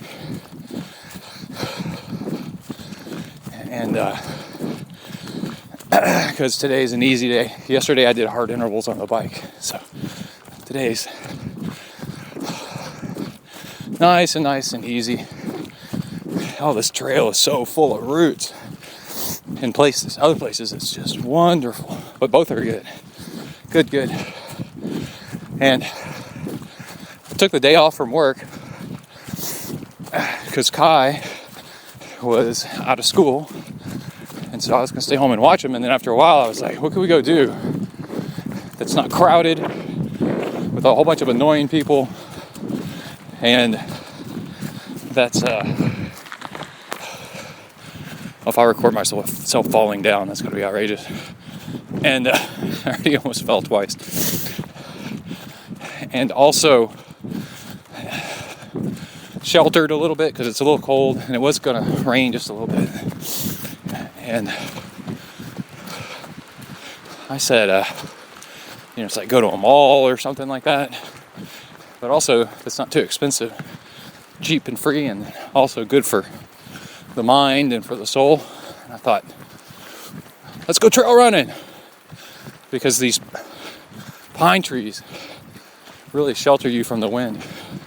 It's hard to tell, Kai, but the wind is, you can hear it up high, But down here towards the ground, that's a whole lot better. Big hill. Sit until you have to stand. Don't wear yourself out. And then take sitting breaks. Guy is freaking awesome at mountain biking. He just hopped off and I was running and pushing it. So Kai is wearing the Sunto Ambit 2 on the handlebars, and we're tracking him for his GPS. We'll probably post that later. And he's not trying, he's just riding at my speed running, and I'm running really easy. So it's not going to be crazy impressive, but it is 2 hours. So that's pretty good. And the cool technology I'm using is I'm wearing the Garmin 920 XT, and it does live tracking through your phone. So we'll see if it actually works or not. It does work. I've used it before, but while I'm recording, I don't know. Different apps start breaking things. You run too much at once.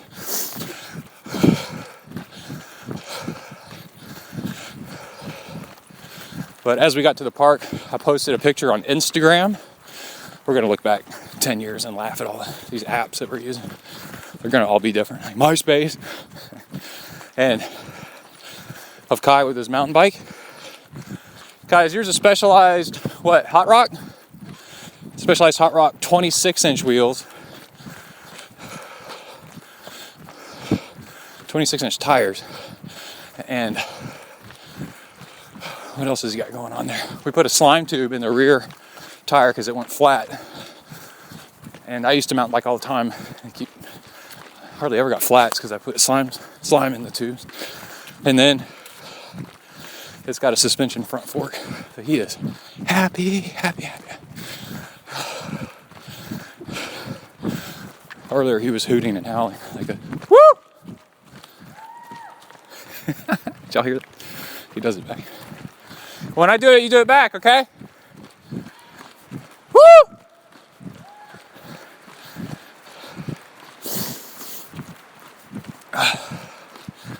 And what is that?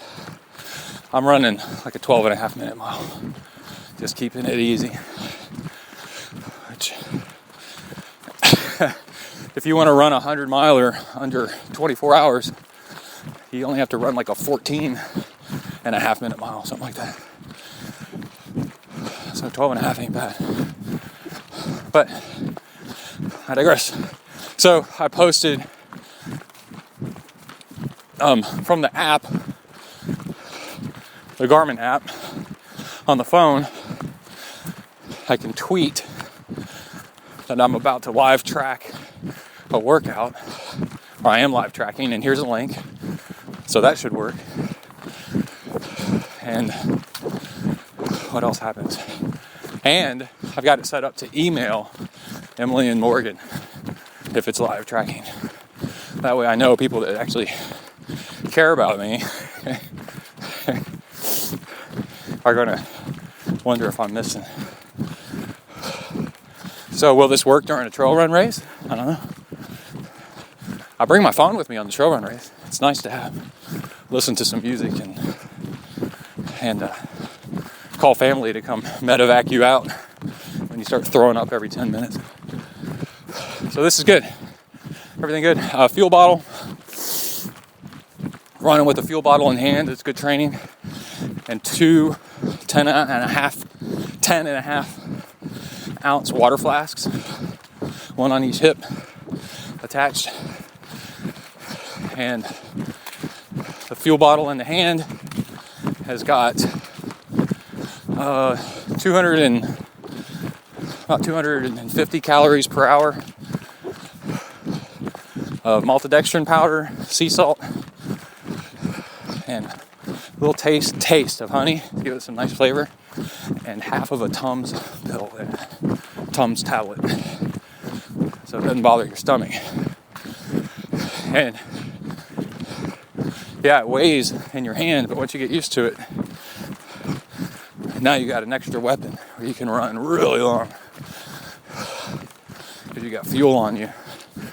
Oh, and so what we're doing is we parked at a trailhead that's got trails that go all different directions. It's got several trails.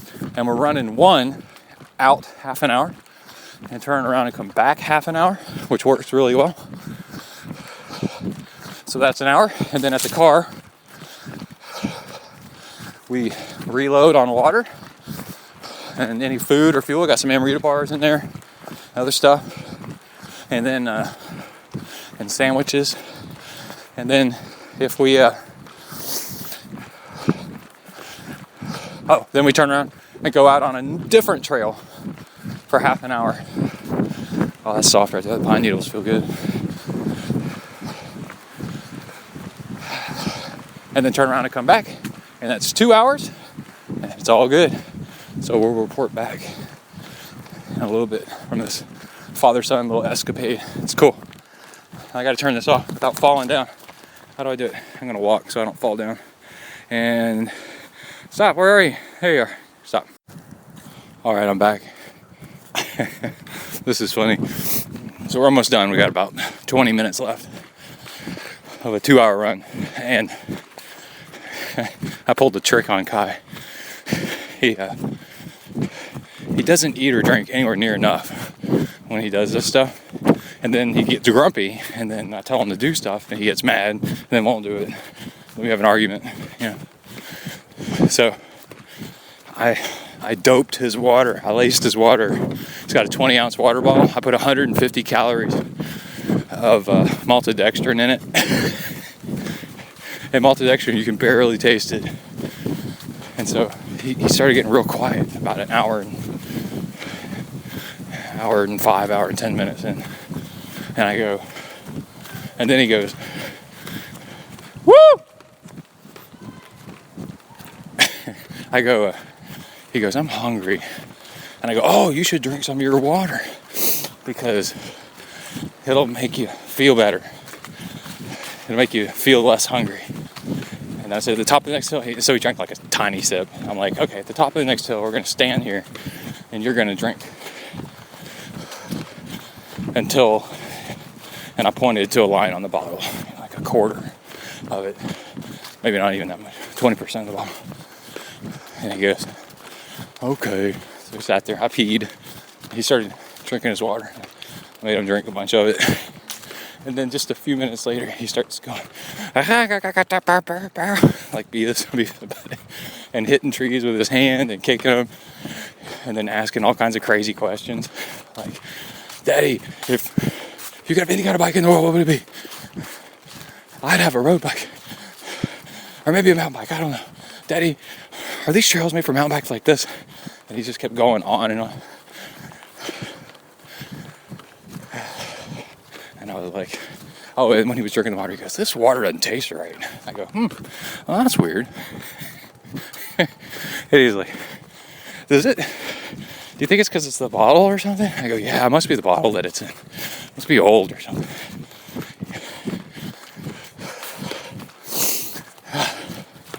Anyway, and then we're going along a few minutes ago, and I warned him about trees falling on the trail. You can see them.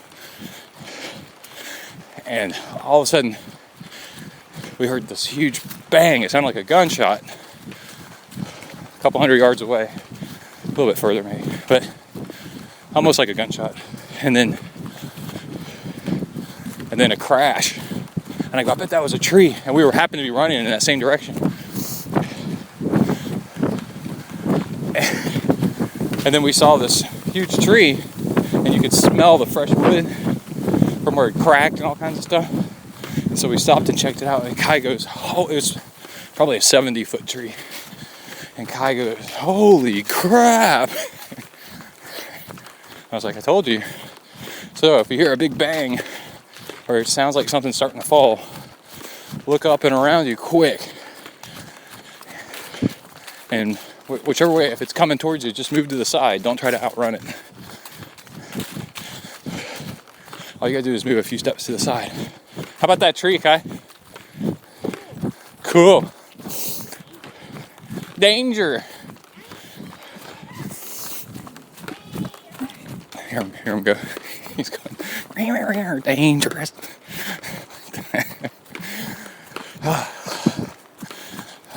So, fueling makes a difference, man. All right, we'll have more back at the car. Oh, I wanted to mention, I'm running in and yesterday I did this too, or day before, running in, the past 10 years or so, there's been these newer type of cotton t-shirts where they're real threadbare, they're real thin. Turns out they're great for running in at least cooler conditions because they're super comfortable. They don't chafe. They're so thin. They don't hold hardly any water at all. And you might have a bunch of them laying around, and they look cool and all that stuff. So, and they're tighter. You can get them that are more body fitting. So give it a try. All right. Hold on. Let me turn this off. All right, I'm back. I'm in the kitchen of the ZenTri Training Lodge, our house. And I don't know if you can hear it, but in the other room, Kai's on the treadmill. And I did something pretty smart. He's just sitting there zoned out watching TV, being a kid. You can hear the treadmill. That's him running.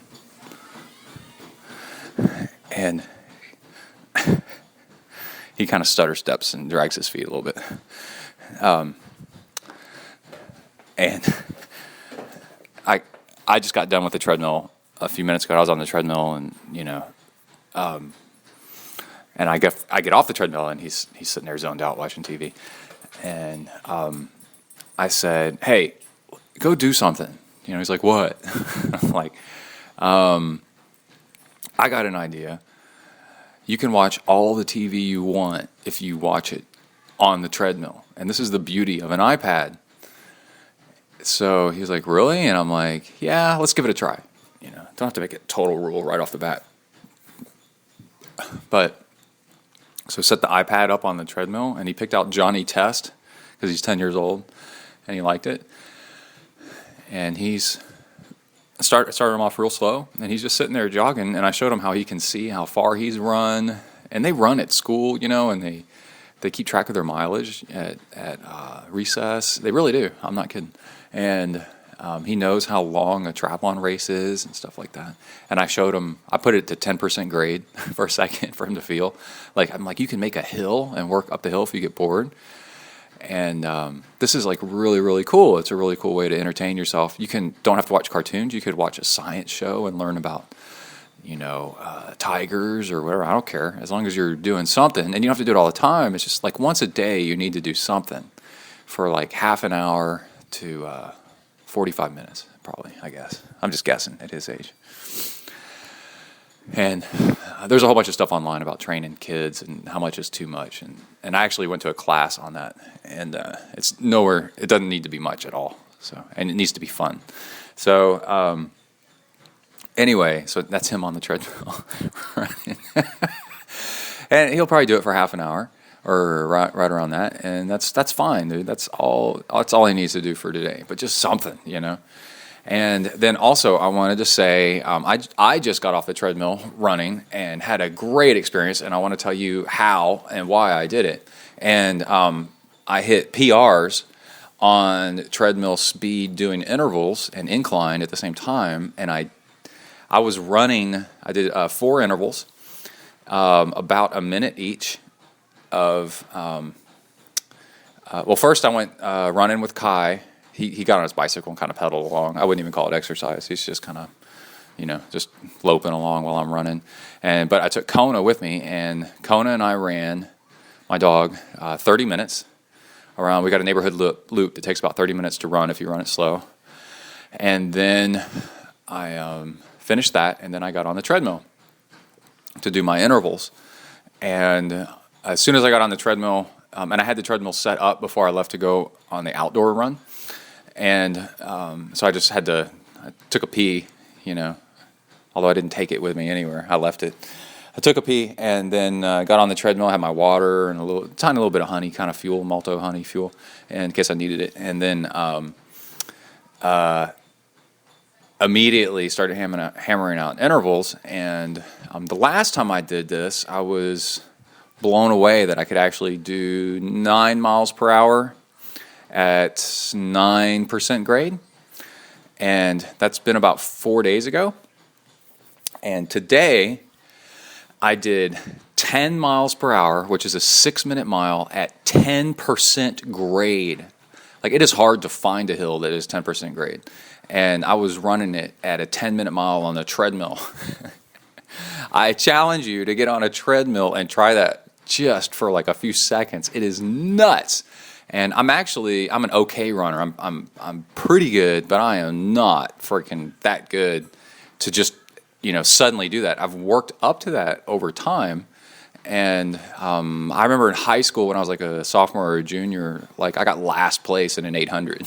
Of course, I was smoking at the same time because I was at military school. But anyway, this is something that you can do too. You can slowly, like I said, last time I could only do so much, and now this time I was actually a little bit faster. 4 days later was faster. And so anyway, I'm really proud of myself that I did, I'm just blown away. 10 miles per hour, which is a 6-minute mile at 10% grade, and I held it for a minute. And next time I'll be able to hold it for a minute and a few seconds. And that's the top end of the treadmill. It won't go any faster. And then next time I'll be able to hold it for a minute and 10 seconds, let's say, and then a minute and 20 seconds. And eventually, let's say I could get up to holding it for 2 minutes, doing intervals like that, 3 minutes or something like that, each one. I mean, that's nuts. Imagine you got that power and that skill set under your belt, and then you go show up to run a 10K that's flat. I mean, you just destroy it, But anyway, the bigger part of that allowed that to happen was that yesterday was when Kai and I went and did all the trail running that you just heard, is that I ran it super, super, super slow.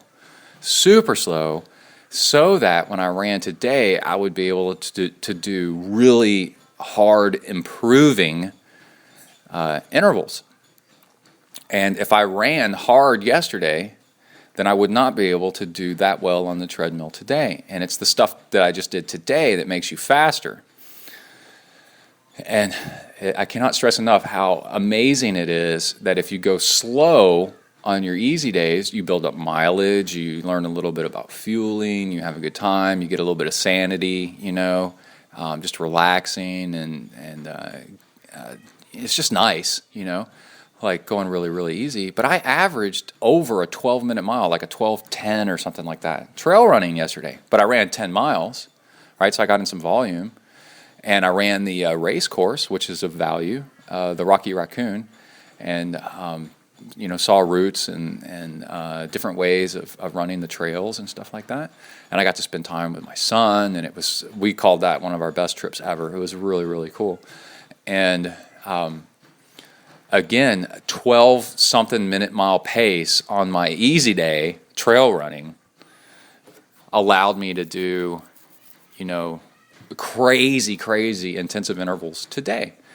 And there was 2 hours of running yesterday on trails, but just going really, really, really easy. So I'm really proud of myself that I was able to do it, but it's a lot of discipline. And this is how if you're out there training, you can get an upper leg on your competition. It's the discipline on the easy days, not the hard days, because going hard and fast is actually pretty easy if you're well rested.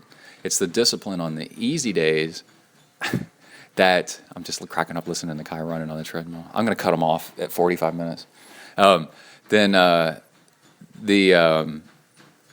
allows you to do the stuff that makes you faster, right?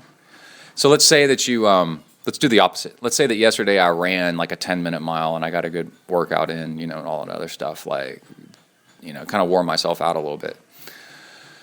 Well, then if I got on the treadmill today, I'd probably top out, 8 miles per hour at an 8-minute mile or something like that, right? Or 8 miles per hour at 8% grade. I can tell he stopped. Wait, he's back going again. Okay. It squeaks every time he takes a step. It's funny. And then, so let's say that's okay, but what your body learns by going as fast as possible and really pushing itself is how to fire the legs faster and how to run up your aerobic system and up your VO2 max so that you can actually go faster on race day. You're awakening the body and showing it what it can actually do, and you're pushing that top end way off the front. So anyway, that's it. I got to wrap some Christmas presents. Talk to you later. Out. Bang. All right. I did something really funny today. It's just so awesome. It's called Strava hunting, and it's where you go out on purpose trying to get king of the mountain on Strava. So Strava is a website where you can upload your workouts, and a lot of people use it. So it compares how well you did, how fast you went, over segments. So segments are user created, but once somebody makes one, everybody can compare themselves against it. It's really neat. And Garmin's trying to do their own, but Strava's the big boy that does it really well. And I went out for a ride yesterday, pretty much an easy ride, just tooling around. And when I got done, I got home and I uploaded my workout, and I got a notice from Strava that I got second place overall on this segment. And I was like, wow, that's really interesting. So I went and looked at it, and I had a tailwind yesterday going down this segment, up the segment. It's net uphill. And then I saw first place is my arch nemesis, Gary, who like is king of the mountain. If you're the fastest, you're king of the mountain. If you're the fastest female, you're queen of the mountain. And then they can also break it down into age group and weight classes and all this other stuff. As a 40-year-old guy, 41-year-old guy, I fall squarely in the middle of not needing classes and age brackets and stuff like that.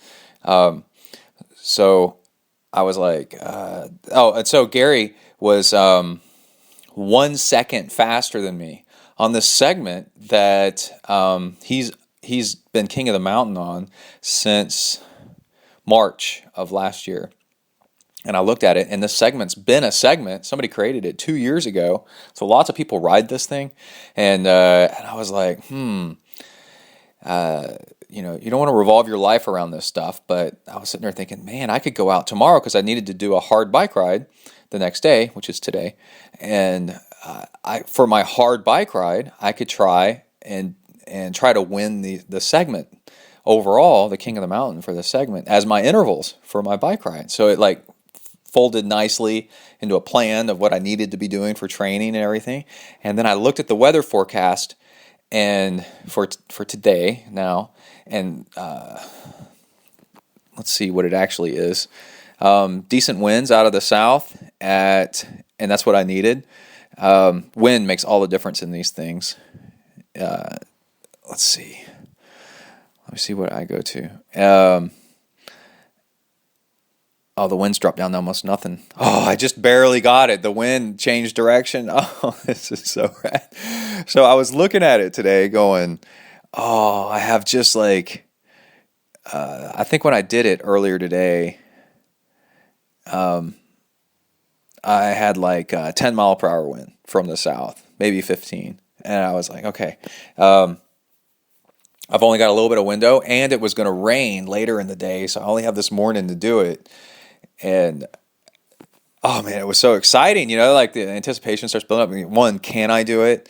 2, the weather conditions have to be just right. And 3, things have to line up. You have to have plenty of energy, which means you can't be tired or too sore or anything like that. And so I told Emily this morning and Kai that I was going out to try to win a Strava segment, and they're like, "Oh, great, go have fun." And they were like, "Who's first?" I said, "Gary," and they said, "Oh no."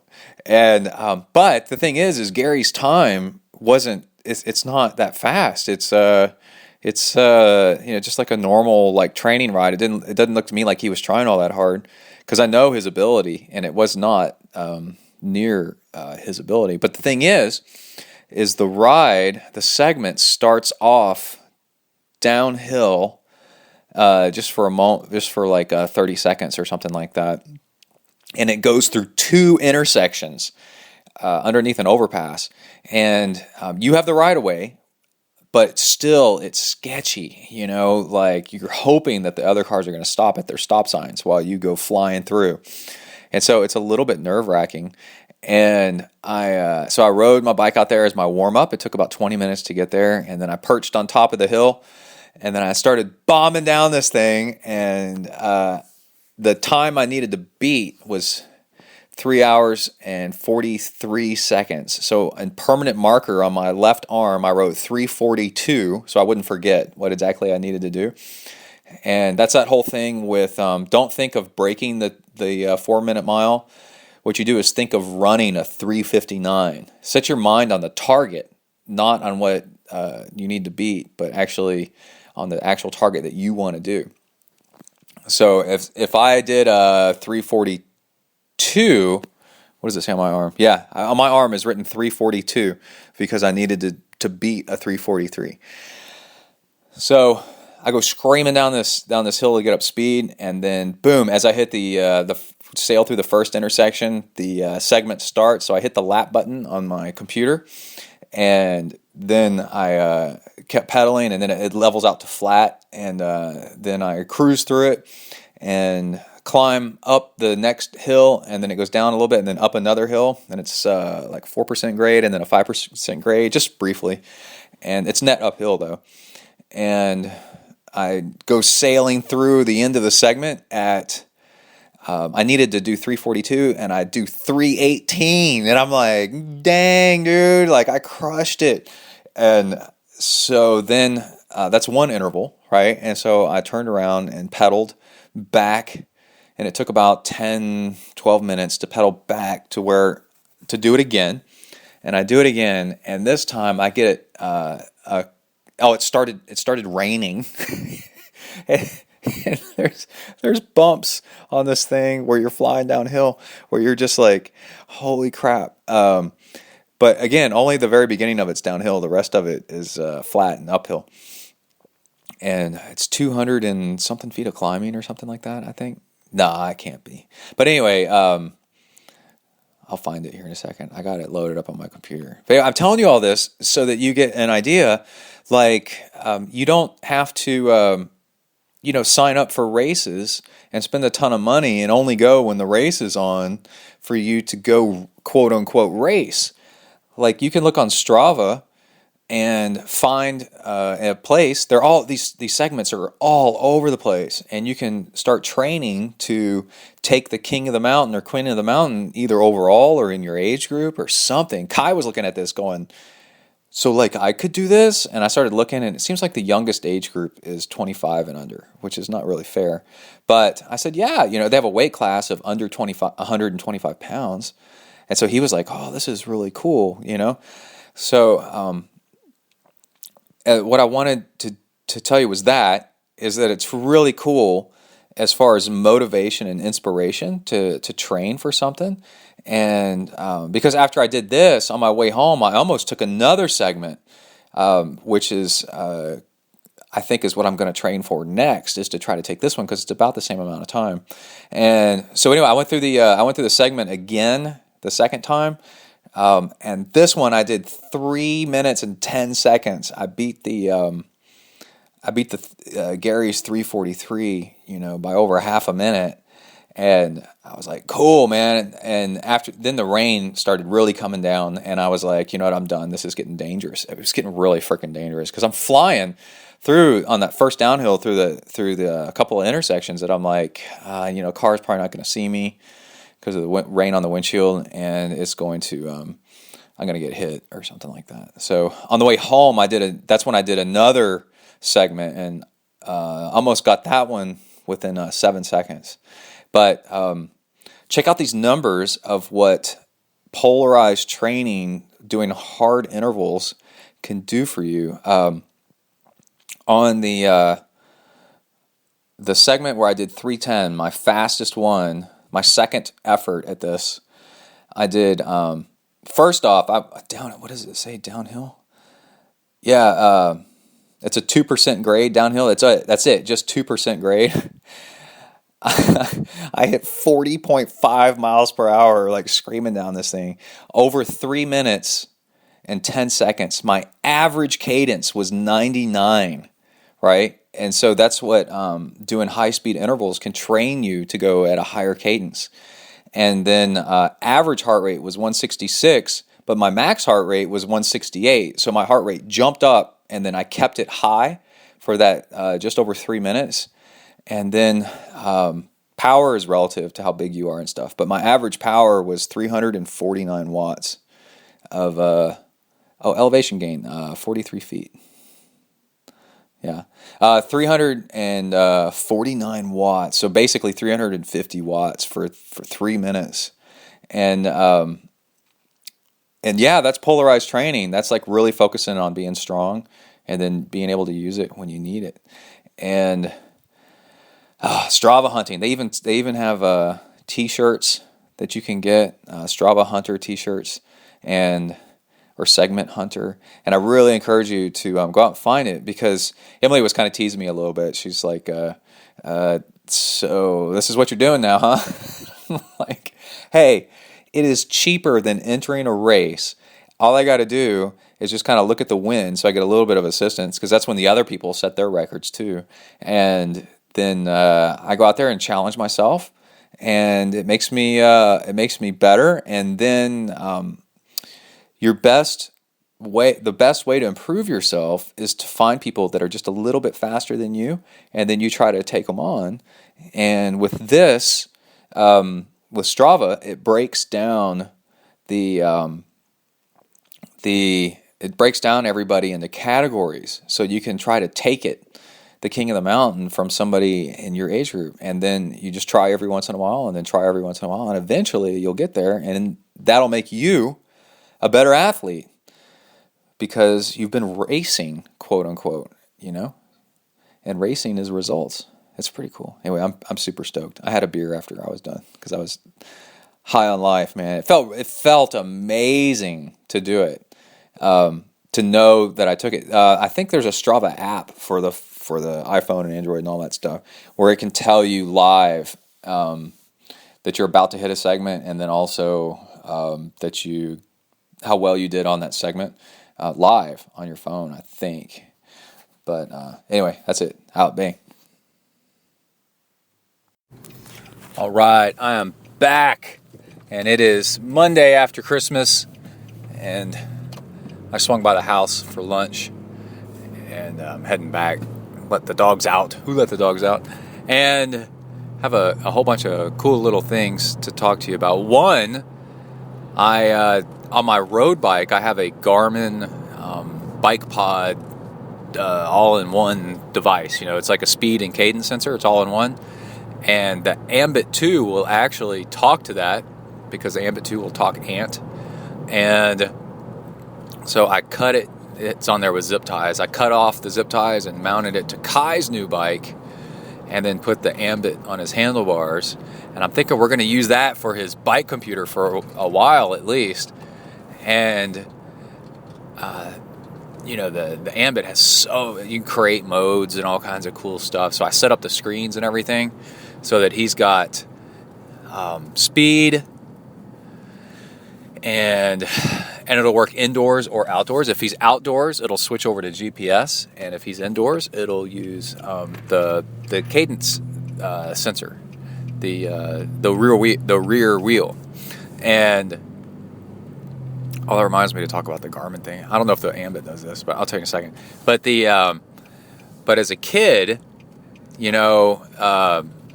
how fast you're going and how far you've gone is like probably the most important thing. So I set it up to show that, and then also the time. And I think he'll be good to go. And what's cool is it'll work, and then it'll work GPS for outside, and I can show him a map of where he went. And now riding his bike is like an adventure, and I can upload the workout when he's done, and he can see what he did. And that'll motivate him to ride his bike more than if he didn't have all that, because now he knows what he's doing. He can kind of compare himself and stuff and get into a habit. I was telling somebody at work, I do not want him to turn into a workout nut. What I want for him to do is to get in a habit of doing something every day, something exercise every day, no matter what it is. Break a sweat for at least half an hour, and then and get in that habit, and then also use it as a stress reducer, to take a break from homework and stuff like that. Make you feel good, and learn how his body works and stuff like that. Until pro triathlon pays, as much as the NBA, I don't think it's a good investment to worry too much about being a pro triathlete. But as a thing to stay healthy and fit, so that your brain works better, so you can get a good job, and possibly work in the sports industry or something like that. It'd be kind of cool. But anyway, or as a coach or something like that.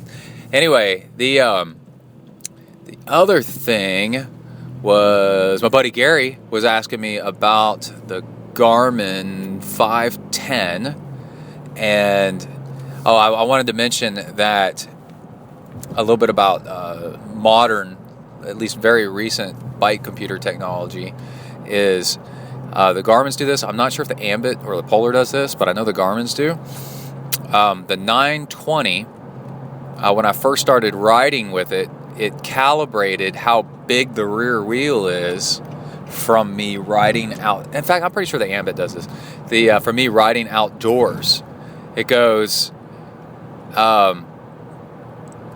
okay, I can tell how many times your wheel has revolved, and I can tell the distance that you went, so that tells me about how big your rear wheel is. So then, when you ride indoors, it knows how big your wheel is, so every revolution can tell you how far you've gone, which is a pretty cool little trick that it uses outdoor GPS to come up with those numbers. Another thing is the 920 does live tracking. The 510 does live tracking. I don't know about other devices, but your phone probably has a ton of apps in it that you can buy that does live tracking. And so Gary was talking to me about, man, Ironman needs to allow these things to be used during the race. And I said, well, in the meantime, just turn on the tracking app anyway, and just don't make a big deal out of it and tuck it back away. And just turn it on when there's no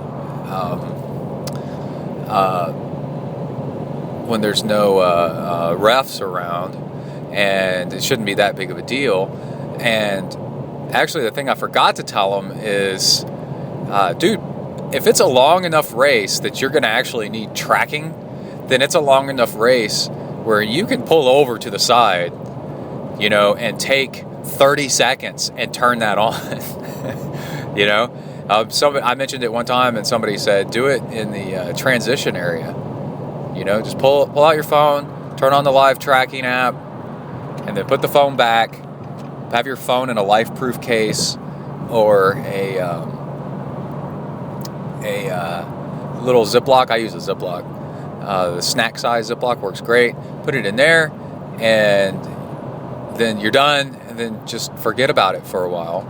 And then your family knows where you are out on the bike course, and so they can estimate about what time you're going to get back, so your family's not wondering where you are when they're coming to see you at the bike inn, for example, of the Ironman. I know at Ironman Texas, for example, the run loop is 3 loops, and it's a complicated loop. They could actually see where you are on the run course.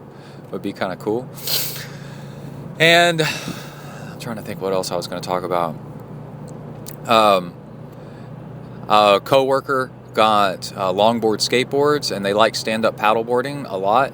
And I said, hey, there's a big stick, a Kahuna big stick is what it's called. You can look it up on the internet, and you can use it to push yourself around and like your stand-up paddleboarding and on a skateboard. And you go take your skateboard to like a nice subdivision where the roads are nice and smooth, and there's plenty of streets and stuff, and wide spaces, and it is a blast, man. It's super cool. And she and her husband don't have the stick, so I'm going to I have one, so I'm bringing it up to work to let them borrow it for a while. It was just sitting in my garage. I haven't used it in a few weeks or months maybe. And then the last thing I have was I was listening to some motivational, educational podcast stuff and anti-procrastination. And there's I heard the coolest phrase I heard it a few days ago, and it has just stuck with me, and I wanted to share it because it might be, you never know what's actually going to work for you. And it went like this. It's basically, you can have all the to-do lists and prioritizing this and do that and whatever that is available, and you can implement all these, and it won't change. It'll kind of change what you're doing, but not really. It'll just show you that you're not doing it well. You have to emotionally become a different person. And the emotionally become a different person that seems to work the best, you have to become a different person. And all the to-do lists that you use and then fail to execute will show you that you're still don't have your crap together yet, and you're not a different person yet.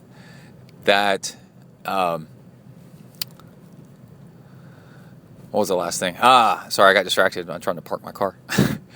But I'll park right here. the emotional person you need to be, really, that pays off, is you need to learn to do the high value stuff first. And the things that are high value are actually usually, almost always, the polar opposite of what is easy and what is what has your attention, or what grabs your attention. So high value would be to go put some money into the bank. Well, that's not interesting. You know what's fun and interesting and convenient now is to go spend your money on a new Garmin 920. Man, right? That would be the coolest thing to do right now. So if it's easy and it's quick, it's usually the wrong thing to do. And if it's not exciting and long and takes endurance to freaking do it, that's actually, you can build up a habit, just like eating healthier foods can become a habit. You can build up a habit to get those things done first. And what those things do is actually create more time in your life. The things that are hard up front actually give you more time and money and multiply your time and money on down the road. So putting away your dishes now takes the same amount of time as putting away your dishes later, right? But except putting away your dishes now cleans off the countertop so that you can actually find your car keys. We'll use something that happens to me every once in a while. You can actually find your car keys that you put on your countertop in the middle of all that mess, or your phone or whatever. And now you're not digging around searching for your car keys, which has now become a crisis because your dishes are all piled up and stuff. And yeah, so doing the hard thing up front creates space and time and money for you to better execute other stuff on down the road, and it ends up multiplying your time and your ease and de-stressing and your money. It's pretty cool. So I thought I'd leave everybody with that. Oh, and my watch just buzzed.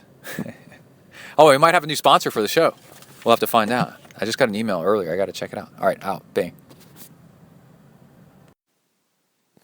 All right, let's go ahead and wrap up the training log and wrap up this show. I really want to get this Dimond interview out to you guys. It's so freaking cool. And I thought I'd wrap up the show with a few things. One is the training that I did yesterday and today. This will help you out. And then a answer to a swimming breathing question, breathing frequency, by somebody I coach. And both are really, really good. And a very minor announcement about a race I'm doing coming up. Okay, so the training thing is today's Saturday, and I was going to run Friday night or bike. I didn't really decide. And then as you do more and more training, you learn to balance things out and not get so tied down to, well, it's Friday, so I'm going to run because I run every Friday. Instead, you say, okay, my legs are a little bit sore from cycling, and I swam this morning, so let's run, right? You do the right thing for your body at the right time. Well, it was getting to be Friday night, and I thought, my legs are just sore from everything, and I'm a little bit tired, so let's not work out at all, because Saturday I can actually put in a big day, a big continuous day, and I'll have a better training result, because remember, you're training your body. I'll have a better training result on Saturday if I don't drive myself further into the ground Friday evening. And that's what I did. So I took Friday night off, and then today, Saturday, I had a fantastic ride and then run. What I did is a 2-hour ride and then a 1-hour run, and I did it all at mild to moderate intensity to test out fueling, and I did maltodextrin powder and honey, almost 50-50, pretty much 2/3 malto, 1/3 honey, with the tiniest bits of sea salt in it. And I made a 3-hour bottle, and I drank about 2/3 of it while I was on the bike, and then the last third of it I poured into a flask, a gel flask, and then ran with it. And I love this because it's super cheap. And instead of buying gels, which is super expensive when you actually look at it. And then I just sipped on it as needed to feel good. And then with about half hour left on the bike, I cut back to nothing. And then when I hit the run, I took off running, and you know, I'm always bitching on this show about how Emily puts away my stuff. I can't ever freaking find it. So I get off the bike and I'm trying to get my stuff together to go run. And so the lesson for tomorrow is have my stuff to go run before I get on the bike. And now she's put my running shoes away in a new place, totally new place that she's never put them before, but they're put away, you know, so I can't see them. And I'm yelling at her. She's in the shower. I'm like, where's my freaking running shoes? And she's like, I put them in your closet. I'm like, but they were always in the front room by the treadmill. She goes, well, you put your other shoes in your closet, so I put those there too. And I'm like, oh my God, tell me before you do this kind of stuff. And then she yells at me, you know, and it ends up being, it'd be comical if it wasn't so annoying. And and I'm like, Emily, I'm trying to test out like running after biking. And the longer I take to get out there, the dumber all that 2 hours I put in on the bike, it gets wasted because I need to go off on the run, you know, to simulate a transition. Anyway, I'm over it. But the bike ride, because she does put all my crap away, so in a good way. And on the bike ride, I watched The Interview, which is the North Korean movie that North Korea hacked into Sony, supposedly all about whatever. And I don't want to give my money to, you know, the cause of World War III, but at the same time, I was raised in a family where I was taught by very well educated people that all around me that you should know what culturally relevant things are. Just because you watch it doesn't mean you have to have an opinion on it. You should know what it is so that when people are talking about it, you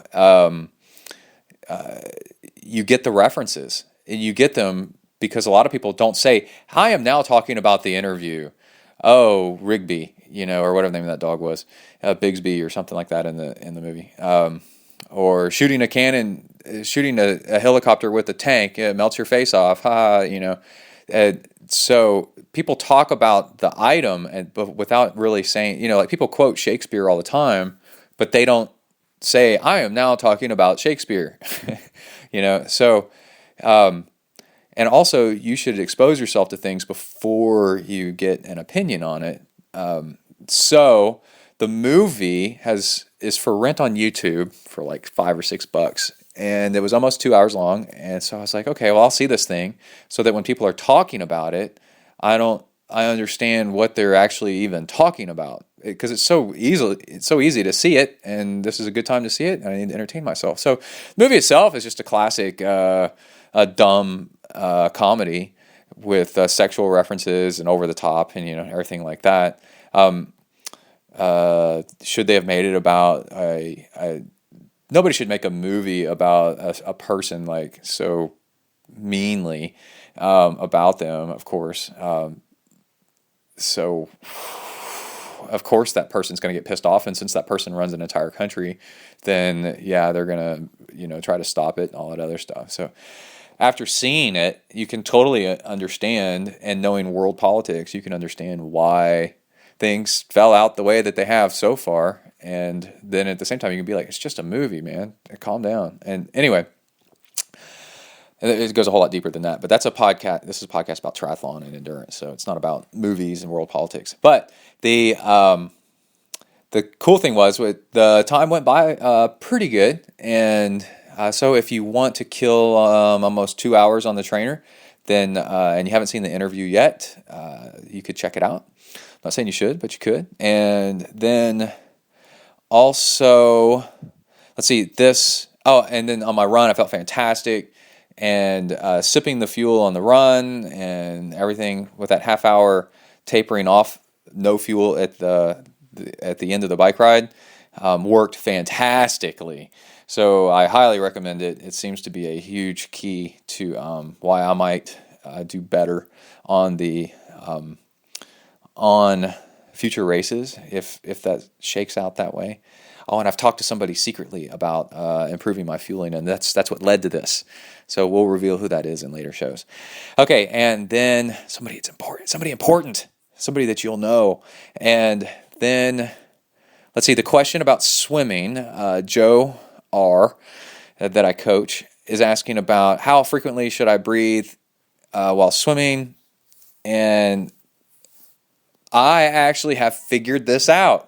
I'm so glad that he emailed me this question, because this is something I can share the answer with, because I've tried different things, and coming from a swim background, I know exactly the answer to this. Okay, if you breathe just on one side, you'll end up being a twisted swimmer. Like you'll be contorted a little bit to one side. You'll end up bending your body, and swimming on both sides in practice will straighten you out, so you get in the habit of swimming straighter and more balanced, and you're less prone to injury and all that other stuff, right?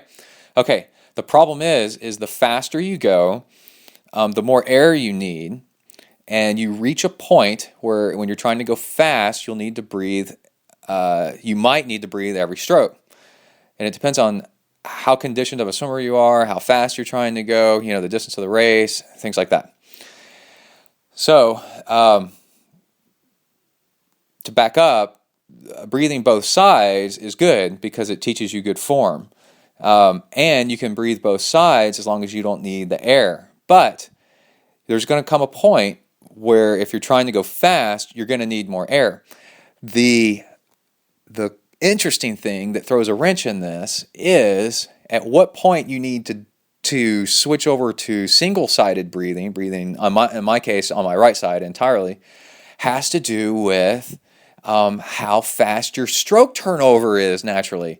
Now, if you have short arms, your stroke turnover is faster than somebody with long, lanky arms, right? So telling you at what point, at what speed or anything like that, to start breathing single side doesn't work. It doesn't work for everybody. So telling you what to do actually, technically by numbers actually isn't good. What you have to do is realize when you start needing a little bit more air, you switch over to single side, and don't feel bad about it because you need more air. And as Joe's question says, Matt Dixon who's a great coach. He recommends not limiting your breathing because the negative effects of not breathing outweigh the technical gains. Correct.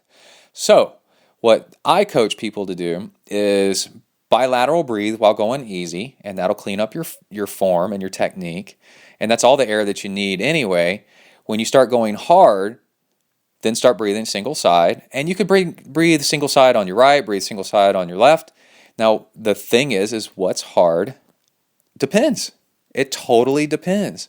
And that's okay. That's okay that it depends, because as you get better, what point that is, you don't want to be tied to a specific number or specific pace, because as you get better, your depends is going to change. You're going to get faster, and how much air you need is going to change. And you can watch the classic video of Sun Yang swimming, and he's breathing. He's so fast, and his swim stroke is so beautiful. And they're swimming, and it's like a 1500 or something like that, and he's breathing almost all the time. He's breathing single side on one side. So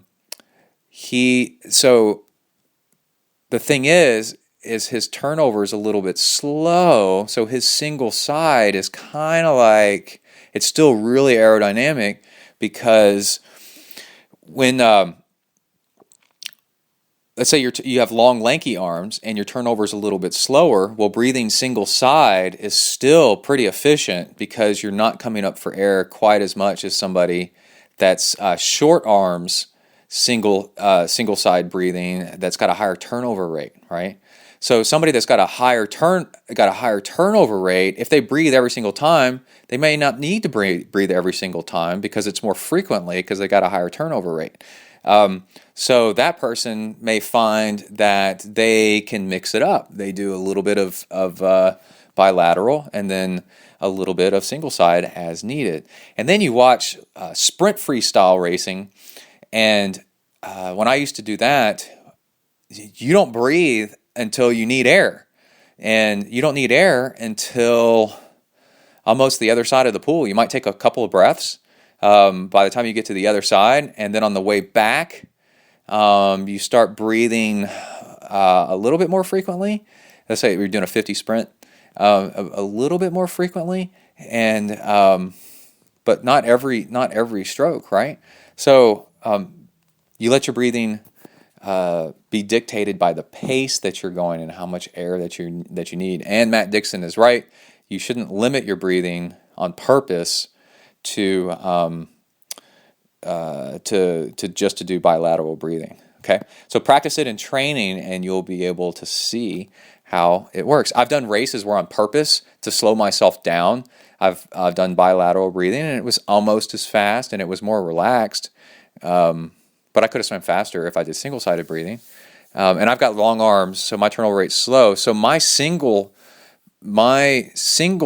breathing is not as frequent as somebody else's. Like Jody Swallow has shorter arms than mine, and so her single-sided breathing is really, really frequent. But she's freaking hammering on the swim, so she probably needs more air anyway. So it's okay.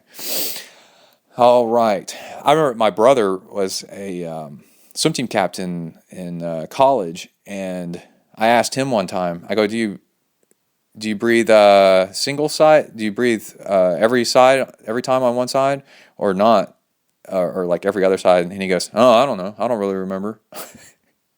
It's not something people think about that are really, really good. They just breathe as needed.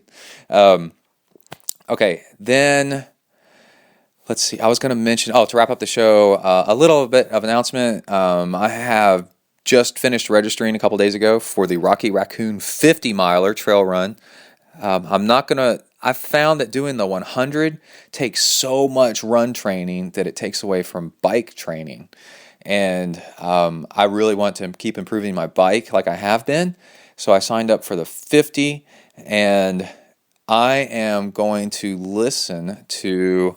I did really well in the last 50 that I did, and I'm going to listen to my old podcast that was produced in February or so of 2013 is the last time I did a 50 miler, and I did really well, and so I'm going to listen to it again to see if I mentioned any fueling tips in there, because I tend to mention that kind of stuff in shows after a race, and if I find them in there, I'll recap for everybody what I did so that I can share it with everybody. So with the Garmin, it does live tracking on, and what I'm going to try to do is we'll see. I'll probably do some testing ahead of time, but it's getting close. It's on February 7th.